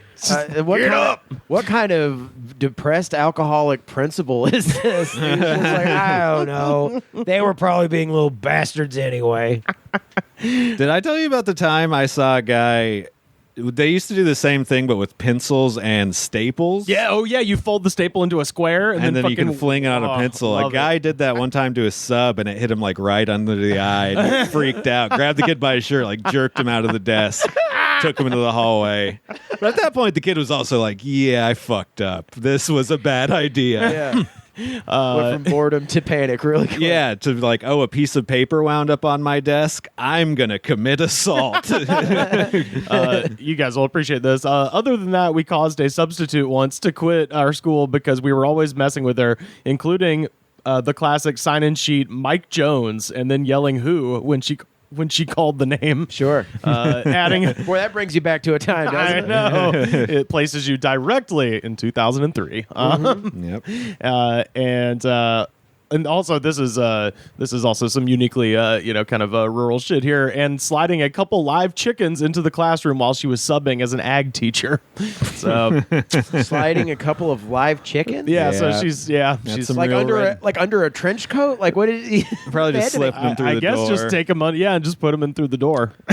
That would happen sometimes on the first day of school. Some like wannabe rednecks would release like a pig through the back entrance of the school, and then they would just run around inside. Yeah, we had some of our guys get a goat we had a big flat roof. There was no pitch to it, so they got a goat up there. everybody came to school on the last day and there was just a goat up on the roof. The only animal shenanigans that happened at my school was on awards day. These people got like awards day, which is like the participation day. Yeah. Maybe I've told this story, but when the kids came and smeared shit from the zoo. No. It was like they wore like V for Vendetta fucking masks. In the middle of the night, they came and smeared elephant shit all over this auditorium on award the on day the outside, inside of it, and so like it smelled like shit. It smelled like Purell and shit in there. Yeah, and then we all like stand up and applaud the janitor for cleaning up the shit. And be like, I hope you know whoever did this, you're not protecting someone who cares about this school. I want you to know that right now. I mean, How did we get elephant shit? Like, I still have my theories on who did it, but it was like this. Why did they go through with the fucking graduation still? Wouldn't they just be like, okay? It wasn't even graduation. It was awards day. All right, we're doing awards. Perfect attendance. Come get your shit paper. Yeah, there you go. It smells like shit. Here's a coupon for Domino's. We're doing awards day on the field, okay? We're not doing this inside. Yeah, just anything. First they came for May Day, Play Day, then they came for awards day. Maybe these kids just hated participation awards. They realized they were making people soft already. Yeah. They decided to take it in their own hands with some animal shit. I got a whole Where shelf did they full get of the participation shit awards from? in my house. Do what? Where did they get the shit from? Is The there zoo, the Birmingham Zoo. Like, it was insane. Like, I don't. They had some sort of hookup. Like, I was about to say, you just have to find follow the shit. Find the connection to the Birmingham Zoo. You follow the corn, and you'll find the shit. Maybe they just got it out of the dumpster. Or something. I don't know. It was they had like security camera footage of them doing it. Amazing. I love the V for Vendetta mask. Like they're fighting a conspiracy very or much in something. the thing of the Mike Jones. It's like that places you right in. You're like, 2005, 2006, like gotta be. Absolutely, yeah. I think this is around 2005. That's when elephant shit was hot in the streets. Yeah, that's right. I mean, we were all loving Kanye for the first or second time. Yeah. College Dropout, great record. Elephant shit, great smell. I think we're at late registration at this point. Oh yeah, that's true. 06. At Andy _Vandy 2012. When I was in high school, one of the gym teachers didn't change the lint filter on the dryer while he was washing the basketball uniforms, and the dryer caught on fire. At the time, I was in my AP bio class. The fire alarm goes off, and we go outside, and it's cold. So after a half hour or so of staying outside, my AP bio teacher, assuming it's a fire drill, says, all right, let's go back inside. It's cold now. And we all go back inside and kind of get settled down. And then the history teacher, who is a volunteer firefighter and a giant man, literally kicks the door open of our classroom and bellows, what the fuck are you doing in here? Get the fuck out of the building. It's a fire. And just behind him is our principal, who is a small, soft-spoken guy just saying, it's an actual fire. So we all leave the building. Firemen hate fire. Yeah. Truly. They hate smoking cigarettes. Anything that's involved with fire, they don't like. Yeah, absolutely. Firemen? Yeah. They hate fire. Did you know that? Yeah. I mean, I know they fight it. Yeah. I mean, they actively don't like they it. hate to see it. Yeah. You hate to see it. I think it's like they would respect it. You know what I mean? You have to. Yeah, you got to. It's such a powerful elemental force. You have to. I don't know what I'm doing. I don't know what this character is. Just a fucking powerful.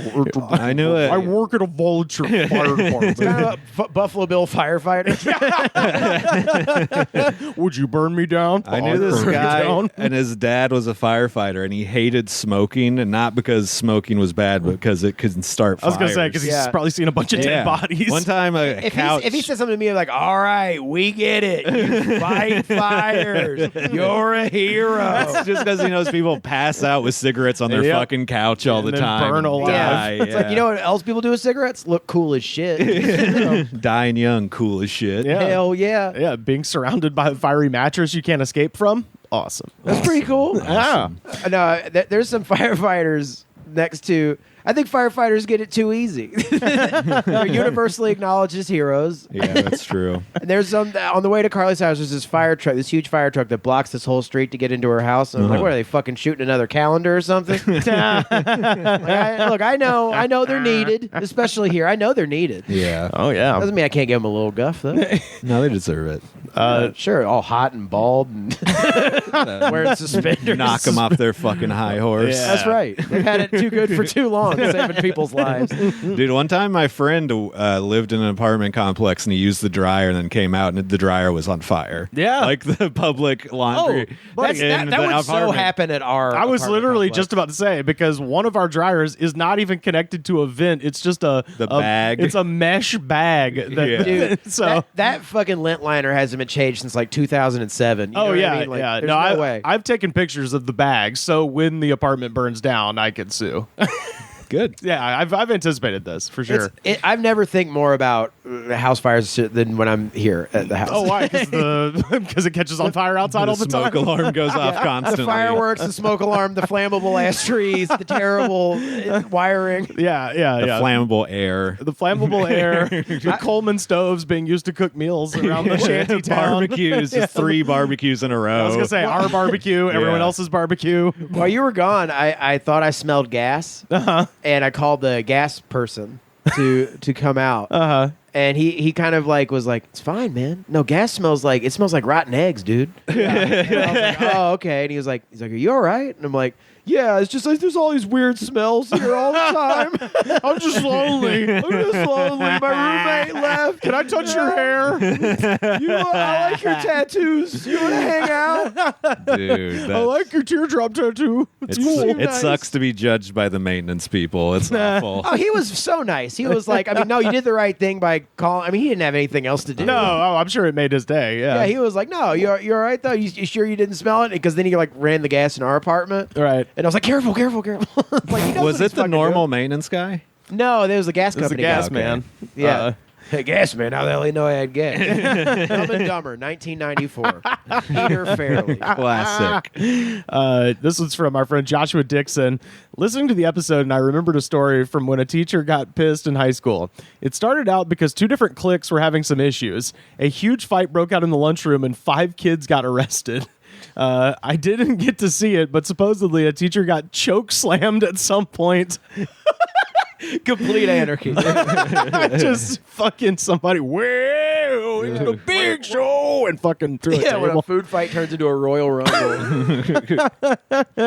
Out of control. This girl was friends with one of the people in the fight. I'm standing there waiting for the bell to ring for first period next to her. She hears another girl talking shit about her friend, and they start arguing. Next thing I know, they're throwing hands. It lasts a couple of minutes before 2 teachers show up. Miss Baker got one of the girls easily, but the girl I was standing next to didn't go down so easily. She was resisting and screaming at Coach Fullard. Perfect coach name, by the way. Fullard. Coach Fullard. Not Fuller. No. Not Millard. No. Fullard. She broke out Sounds like you're full of turds. Like that? She broke out of Coach Fullard's hold and spit directly in his face. He wiped it off. He wiped it off and then speared her to the floor. Like Goldberg. Yeah, Like, what I'm sure he was the football coach. He knows how to tackle, or the wrestling coach. Yeah, what a heel turn. Like he's like he's at first he's being like, oh, I'm not going to hit a lady, and then she slaps him. And I'm he's like, imagining a 95-pound, like 15-year-old, and he's just fucking Goldberg, fucking just gives her the spear. That is one of those things where it's just like he can claim self-defense at that point. No, yeah, he could have hurt. He could have hurt her bad. I was gonna say, spit in the face is assault, man. Yeah. I tell you, when you see the equivalent of this on Twitter, it's always best to just stay back and watch it happen. Don't get involved. He pinned her down until a cop got there and cuffed her. I'm 99% sure he was fighting real hard not to beat her ass. He left early that day and took the week off. It's like, yeah, well, I would too. I would be like, He's really told to take the week off. I was about to say, like, if he chose to take the week off, was he just sitting there in his apartment all day? Like, is he going to fire me or? No, he's just sitting there, just being like, "Who's next?" Yeah. My next The victim. principal's probably like, look, We can't let you spear somebody and then just come back the next day like it didn't happen. Right, but we gotta let this things cool down for a second. Right, but they insulted Fullard. Yeah, but in the in the positive category, your unbeaten streak does sit at 13 and This 0. fucking Street Fighter high school. Why is so many fights happening? I've never. We never even had like a food fight at our high food school. fights were always like they would always like really be like you'll get in so much trouble. Yeah. People would rather throw hands than start a food fight. Most people at my high school would just rather wait till you get out of school and then do heroin. Yeah.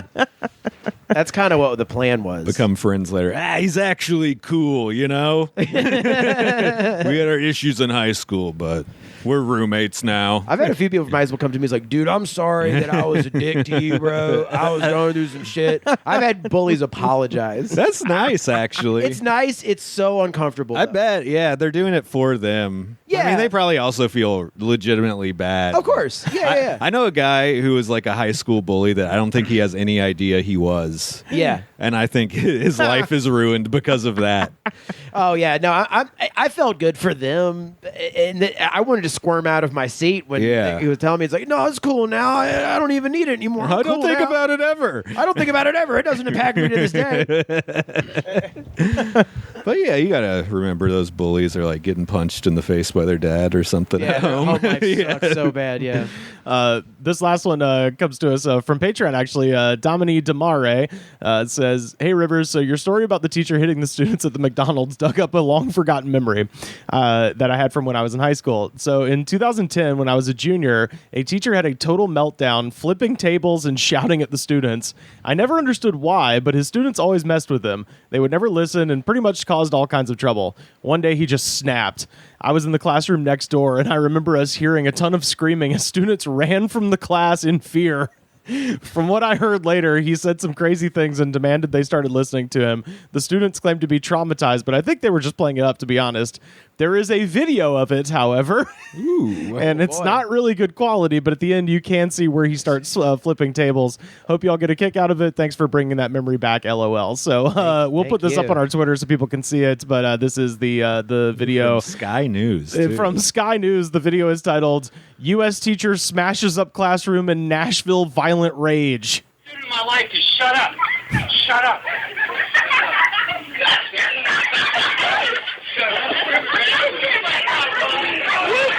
The kids know they're winning so much right now.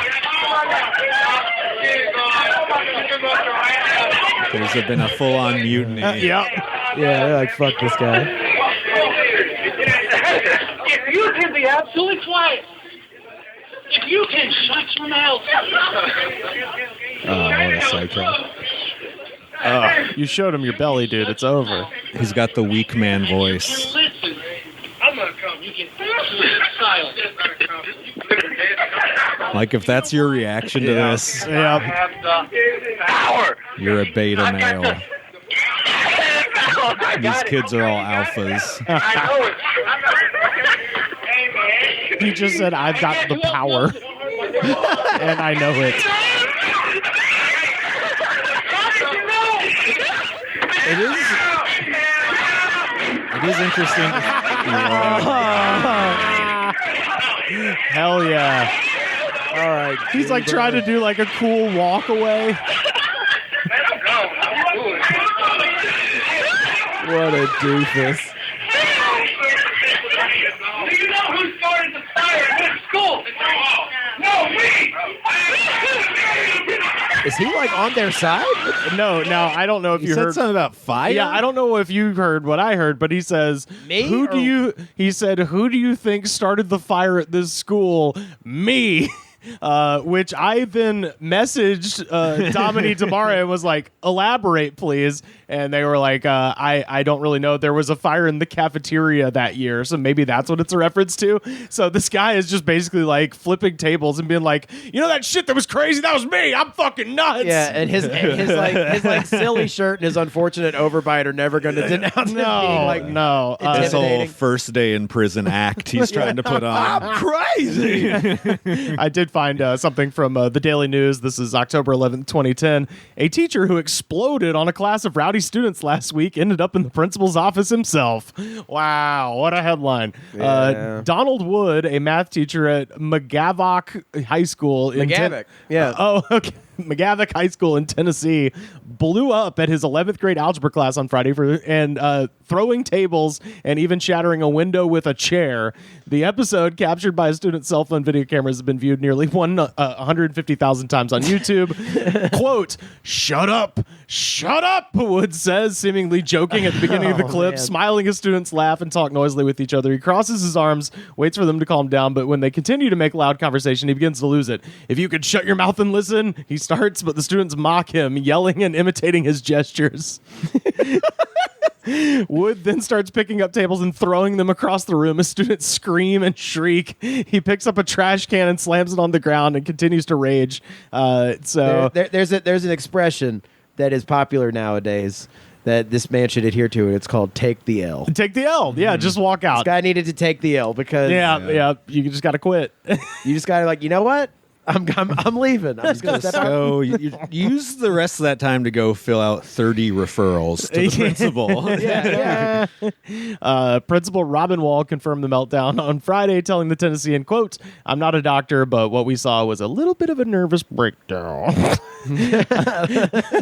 Okay. I've never seen him to be negative or even use profanity, so it was far out of the normal pattern. After the outburst, Wood walked to Wall's office and was taken to a nearby hospital in an ambulance and has been placed on indefinite leave. So that guy literally broke. It broke his brain. Man. At the same time, it's he gets paid shit. You know what I mean? Nothing about his life's good. Oh, no, it's terrible. And that's 2010. And I mean, he's got far out of the education field now.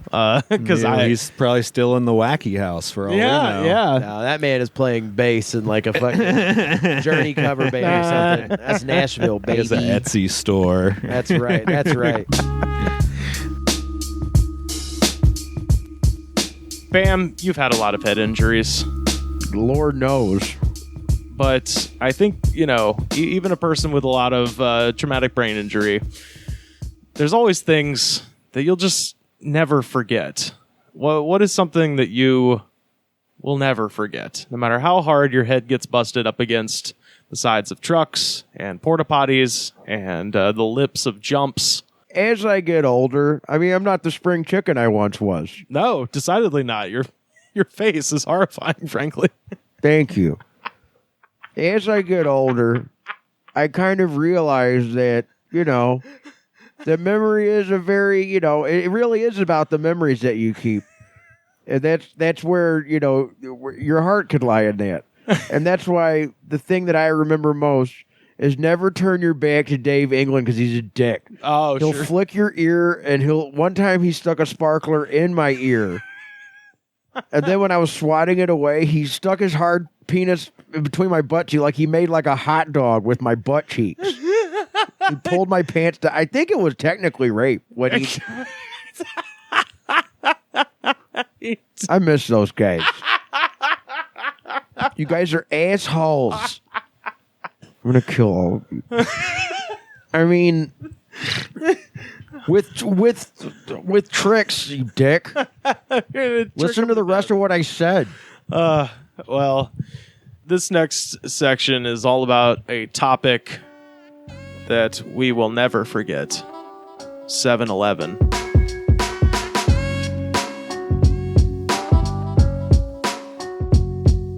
So yesterday, when I was getting the initial buffalo chicken rollers that started this whole fiasco. Yeah. This debacle. This dude behind me was like, "Hey, you guys don't sell nachos anymore?" And they're like, "No, we don't. We haven't done that for a while because Corona. We don't want people to self-serve." There's just a machine that people just touch all day. Yeah, exactly. When the machine already dispenses disgusting vomit food.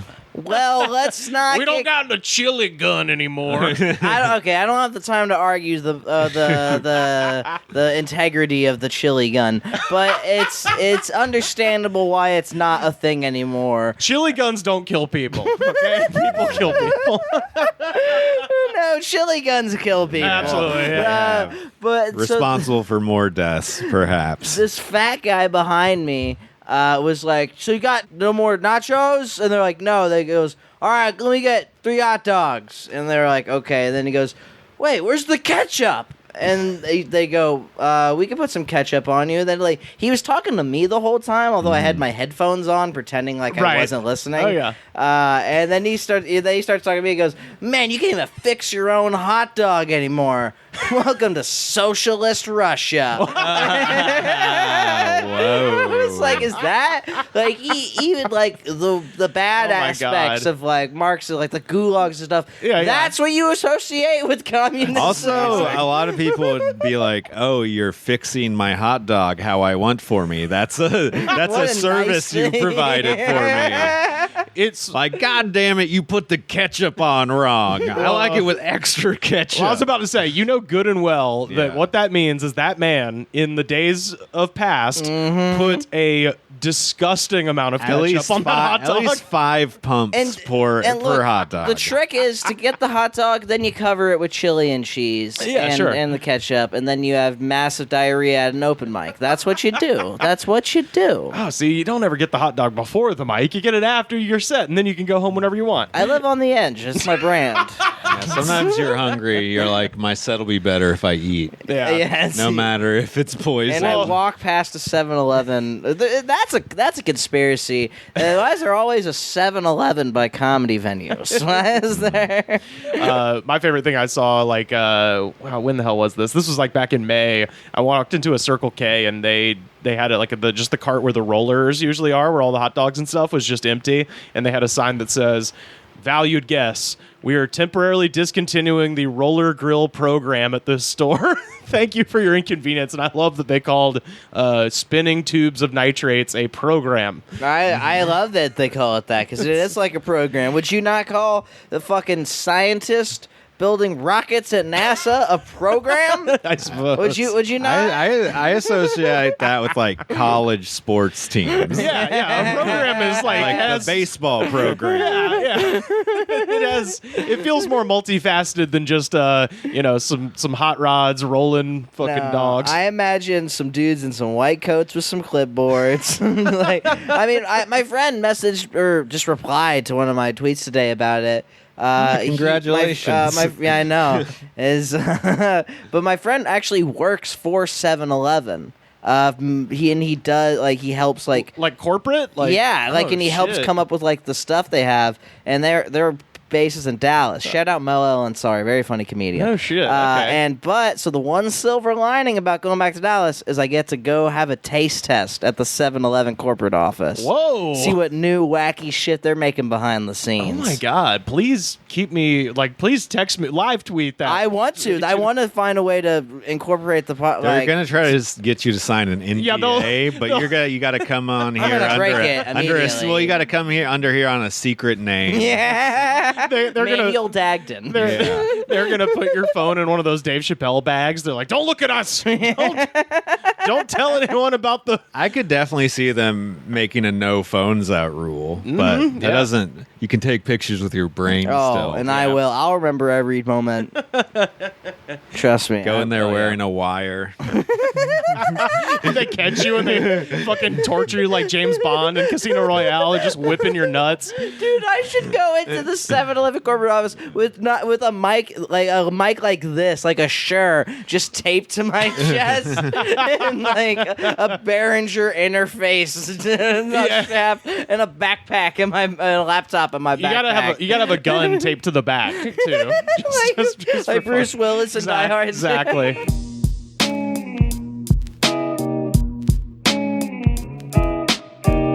By the way, we got a late-breaking 7-Eleven story. At Gromzark says, "Hey, I was catching up on the Goods from the Woods, and you guys said you wanted 7-Eleven stories. I know I missed out on the contest, but I thought I'd still share my story. Back in high school, growing up in Inglewood, Colorado, my friend and I would walk to the nearby 7-Eleven during lunch to get Arizona green teas and sometimes food." Fuck yeah, dude. Classic. One day, sometime in the fall, there was a new guy working the register, a Middle Eastern guy with a super serious face who kept staring daggers at me in the store. So we got our drinks and went up to the register, and he says to me in a thick accent, "Where did you get that hat?" It was cold, and me being an edgy teen communist, I would wear my Soviet hat with the sickle and hammer crest on the front, and I told him I got it at the Army-Navy store, and then he tells me, that is a Russian hat. And he pointed to a large scar on his face, saying, do you see this scar? A Russian shot my face. So he had some valid reasons. Yeah. Take the hat off, Flyboy. He finally made it to safety in America. He's right. So he says, I, terrified, just sort of try to brush it off, and I tell him, wow, and awkwardly laugh a little bit. He responded, I was Mujahideen, a sniper in Afghanistan. And then he pointed to my hat. You see that crest? I used to shoot right there. The bullet goes straight through the brain if you aim for that. That's good to know. So obviously I'm terrified, and for sure I'm going to die now on account of me wearing his enemy's uniform. So I pay and rush out with a friend and walk back to class. A few weeks go by, and I hope, hey, maybe he quit or something. And so my friend and I go back, but no, he's there again, staring daggers. Owns the place. Staring daggers at me in my fur hat. I refuse not to wear it because it's so warm and awesome. So I get my green tea, go up to the register, and he goes, hey, I went to the Army-Navy surplus and bought that hat. It's very comfy. After that, he was my favorite person. It turns out he's just really intense all the time. It sounds like some Stockholm Syndrome shit. That's great. Turns out he's the best, and I was wrong. And now I clean his guns in his basement every day. I think we've talked about this before, where sometimes you'll just be around somebody who's been intense. in the military and they've definitely murdered somebody. Yeah. And you just have to just accept that they're insane. They're that just guy's intense not gonna people. just be like, oh, hey, man, oh, dude, you got a Russian hat? That's crazy. I murdered Russians. Killed And them. I would actually killed my loved aim for ones. that logo. I was a sniper. He finishes by saying, I wonder what he's up to. Also, I realized sometime later that the Mujahideen eventually became the Taliban, so I'm not sure if there was anything to worry about there, but I think he was just a cool vet making a new life in the States. That's so cool.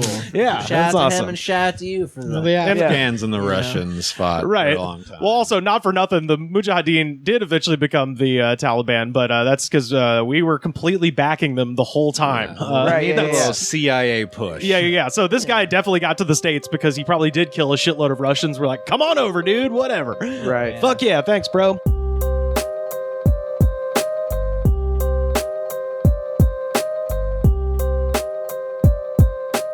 Well, Bam, we have come to the end of the Corona Mixtape, Volume 2.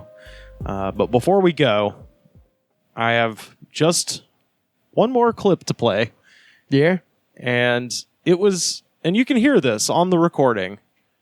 I knew as this was happening, this was a classic moment on the show. And I just knew it. I knew it while he was talking. I knew it. And have you ever felt like that? You know, when you're doing the Jackass stuff, like you're doing something so crazy and you're like, the world will never forget Bam Margera because of what's happening here. Yeah. You know, during the rocket dildo or the diarrhea helmet. Just being there for those moments, you're like, you know, I hesitate to say define a generation, but fuck it, I'll say it. Yeah, it was like we defined a generation when we all watched Steve-O puke into that diarrhea helmet. Oh, God. Well, we're going to leave you now with a one last clip, and this one is from Corona Diaries number 135. This is the ballad of Shotgun Joe Raines. See ya, assholes.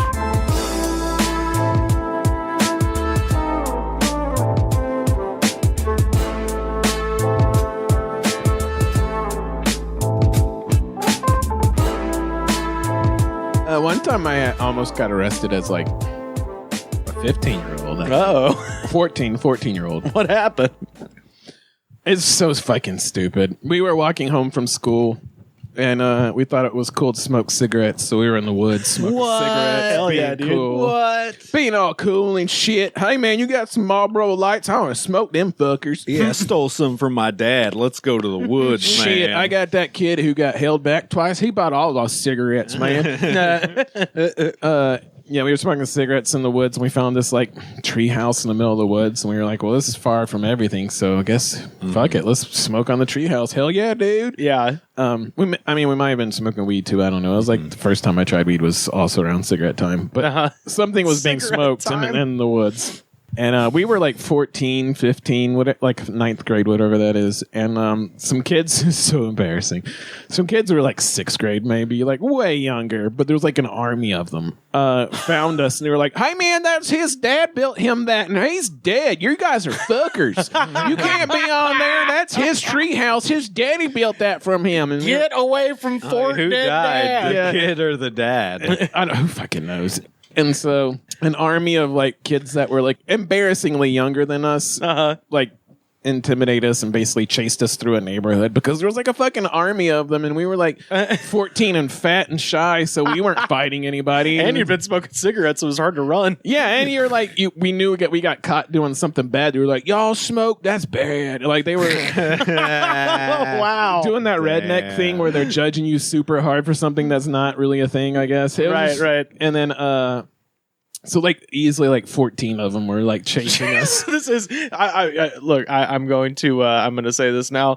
That would be a nightmare right now. This one does kind of spiral out of control. Like, sure, they're smaller than you, but at a certain point, Yeah. it is like a And they- praying mantis ant situation. And they as it will co- take you down. Yeah, and as it comes into play later, they all had like older brothers and sisters, and Jesus. things got real bad. So they're chasing us through the neighborhood. And we go into my parents' house, right? Real quick, I am just picturing you guys running over the hill like Indiana Jones and Raiders. Oh, And it's just totally that because I lived on a hill, and so we're running down the hill, and they're chasing us. So it's exactly that. So we ran into the house, and I was like a latchkey kid, so there was like 2 hours where it's just me and him in the house, right? So I slam the door, lock it, and we're like, "What's happening? Oh my god!" This is a horror movie now. It gets so much worse. And so there's like an army of 11th graders just in my front yard, and they just keep yelling at the house. They won't leave. They're screaming.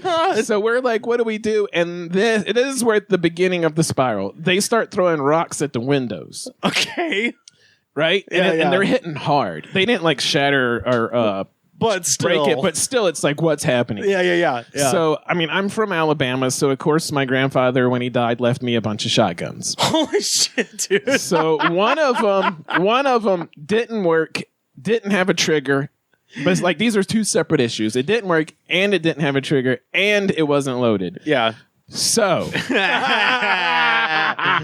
my friend John had the bright idea. I'm not blaming him because I did do it, but it was his idea. He said, "Get the broken one. I'll open the door. You pump it. I'll slam the door. They'll fuck off." Yeah. Didn't think it past that. Thought made complete sense. Like, of course, they'll be scared. They'll leave me alone, and I'll never get in trouble for this. Yeah. But they are sixth graders, and they are unafraid of death. But also they have older brothers and sisters, and they have parents. Yeah. So as you can tell, this is the very beginning of a very bad spiral.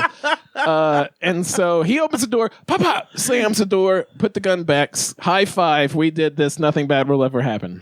Did you look out the window to see if they ran? Of course they fucking ran. And of course we enjoyed it. Oh, they it was did awesome. run. Oh, Hell yeah, because I Hell pumped yeah. a shotgun, and then 11-year-olds like 14, 11-year-olds just broke the fuck out. And so we were like high-fiving, like we showed them. And so it was, yeah, okay, so. My daddy is the police in this town. We'll get there.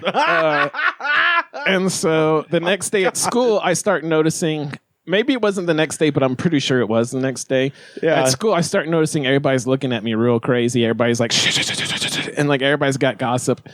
And then it slowly gets revealed to me that the story has become I pointed it at them, and like I was being real crazy, and like I was like trying to be murderous or whatever. Right. So it's spread throughout the whole school that like I apparently like tried to kill these kids.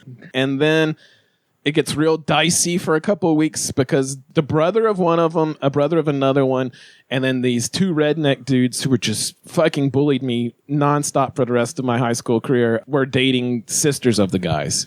And so they start like hardcore bullying us at school to the point of like throwing us into lockers. Oh, Jesus. They tried to run over my friend John. Because aside from this, I wasn't involved in this other dispute, but so the kids are getting real crazy. The brothers and the sisters are getting real crazy. They're like trying to beat us up at school. Like we're for real sprinting out of school every day so they can't get us. Yeah. Jeez.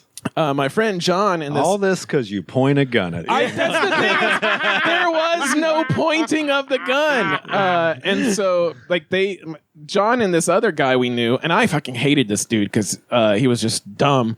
But John hung out with them, and they chased the kids off with like a hockey stick or something. Like the kids were at their house again, fucking with them, and so they chased them with a hockey stick. So I wasn't involved with that, but the guy that was friends with John just said, "No, that's Joe Raines," and so like I got in trouble for that too somehow, even though I wasn't there. Oh God!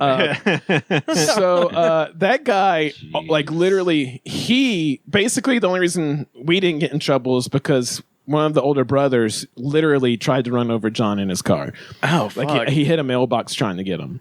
And so I think that's the only reason I got out of trouble was because it was, I think the parents... Attempted murder? I think that at that point, everybody came together and was like, it's a wash.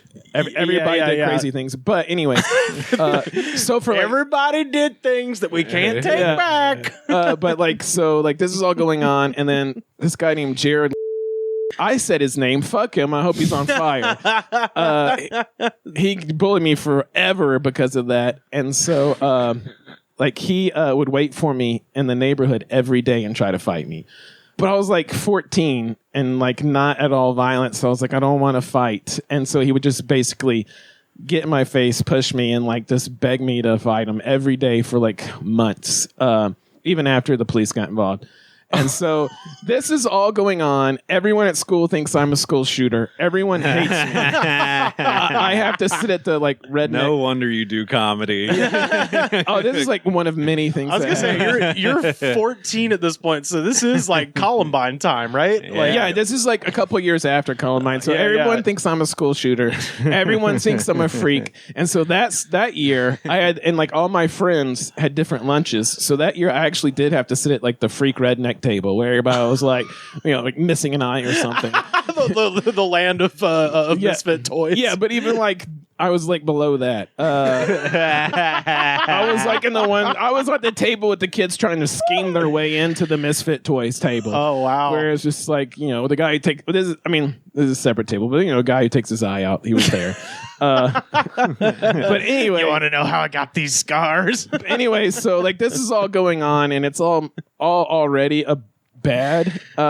But then the one day, like I get called to the office, and I'm like, what's this about? And I walk in, and there's like 5 Alabaster police officers in there. Oh God! And they're waiting on me. They got their handcuffs out, and I'm like, holy shit, am I going to jail? And they make me give like a actual signed statement of what happened.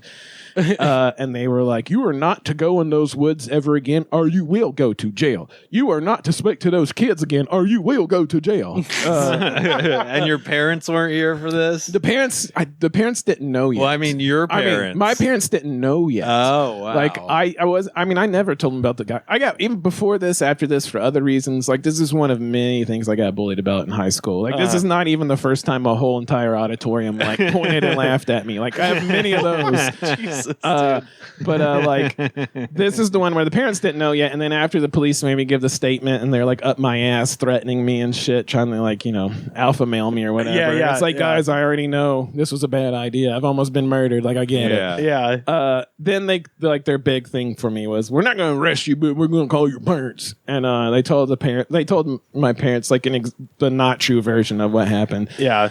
And then that's the most trouble I ever got into. Yeah. Like it was. What'd your parents do? Oh, they went fucking nuclear. Yeah, I bet. Yeah. They just lost their ever loving mind because no one in the neighborhood wanted us there anyway because it was a parsonage, which is like a church owned house. Because my dad was a minister, of course. And so it was a church owned house. So everyone in the neighborhood for some white reason where I guess it makes their house less valuable or something. Or maybe they think church members being there is going to like judge. I don't know. They just they didn't want us there anyway, and they'd already seems like that'd make it more valuable. That's one neighbor you don't have to worry about. They had already made it very clear they didn't want us there, and that my parents like once again the way to get in the most trouble was to make them look bad in front of other adults, so that they went fucking bananas because they're like, they don't even want us here, and you got guns out. Like, what, have you lost your mind? Your dad is Ethan Hawke from First Reformed. I mean, it was bad. My dad was Denzel from like Training Day, where he's all saliva. He didn't get shot or anything, but he's definitely spitting and yelling and acting real crazy. Yeah. And then my mom was doing the thing where she's quiet, but she like amps him up even more. I don't know if your parents do that, but my mom was the one who would. And what about this? Yeah, my mom was the one who was like, let's just up this ante. Oh, he looks like he's about to have a stroke. He's so mad. Well, let's just make him more mad. And yeah, so I think I was like, I was under like super hardcore grounding for like a year. Lord, like what kind of punishments? Like everything. Like yeah, you like TV? Bye, gone. No TV. Yeah, you like video games? Gone. Video games. Even if like the stuff I bought with my own money and stuff, it was gone. So it was just a lot of trouble. God. Oof. Yeah. And then everybody in the school was like, "You're an asshole. You were like did this, did that." And it's just like, does nobody remember they chased us and threw rocks at the window and wouldn't leave? That while you were describing that part, I have a horror movie in my mind called Sixth Grade, where like some sort of like virus breaks out and like all the sixth graders just surround a house like fucking like the end of Night of the Living Dead. It was like it was terrifying because you can't fight them. I didn't hit him. I put one of them in a headlock and like threw him off me. And his sister was like, "He's the bad guy," because we were in choir together. And I guess she didn't know I was in there, so they called me to the office, and then she like immediately started yelling at the whole room because she didn't know who I was. She was like, "Is that motherfucker in this room?" And it was just like, God damn. And it wouldn't have been so bad, but it was just. It was like a collective of redneck asshole families. Sure. So it was just like already the worst people in town. It was just like. It was like the people who have just enough money to live in a nice neighborhood, and then their friends from the trailer park, and they just whipped each other up into like redneck camouflaged fury. Man, you would be the talk of next door if it was around at the time. Oh my god, yeah, they would have like shut it down with like the What's Happening in Alabaster Facebook page would be a flurry with Shotgun Joe. Yeah, that whole thing was just bad.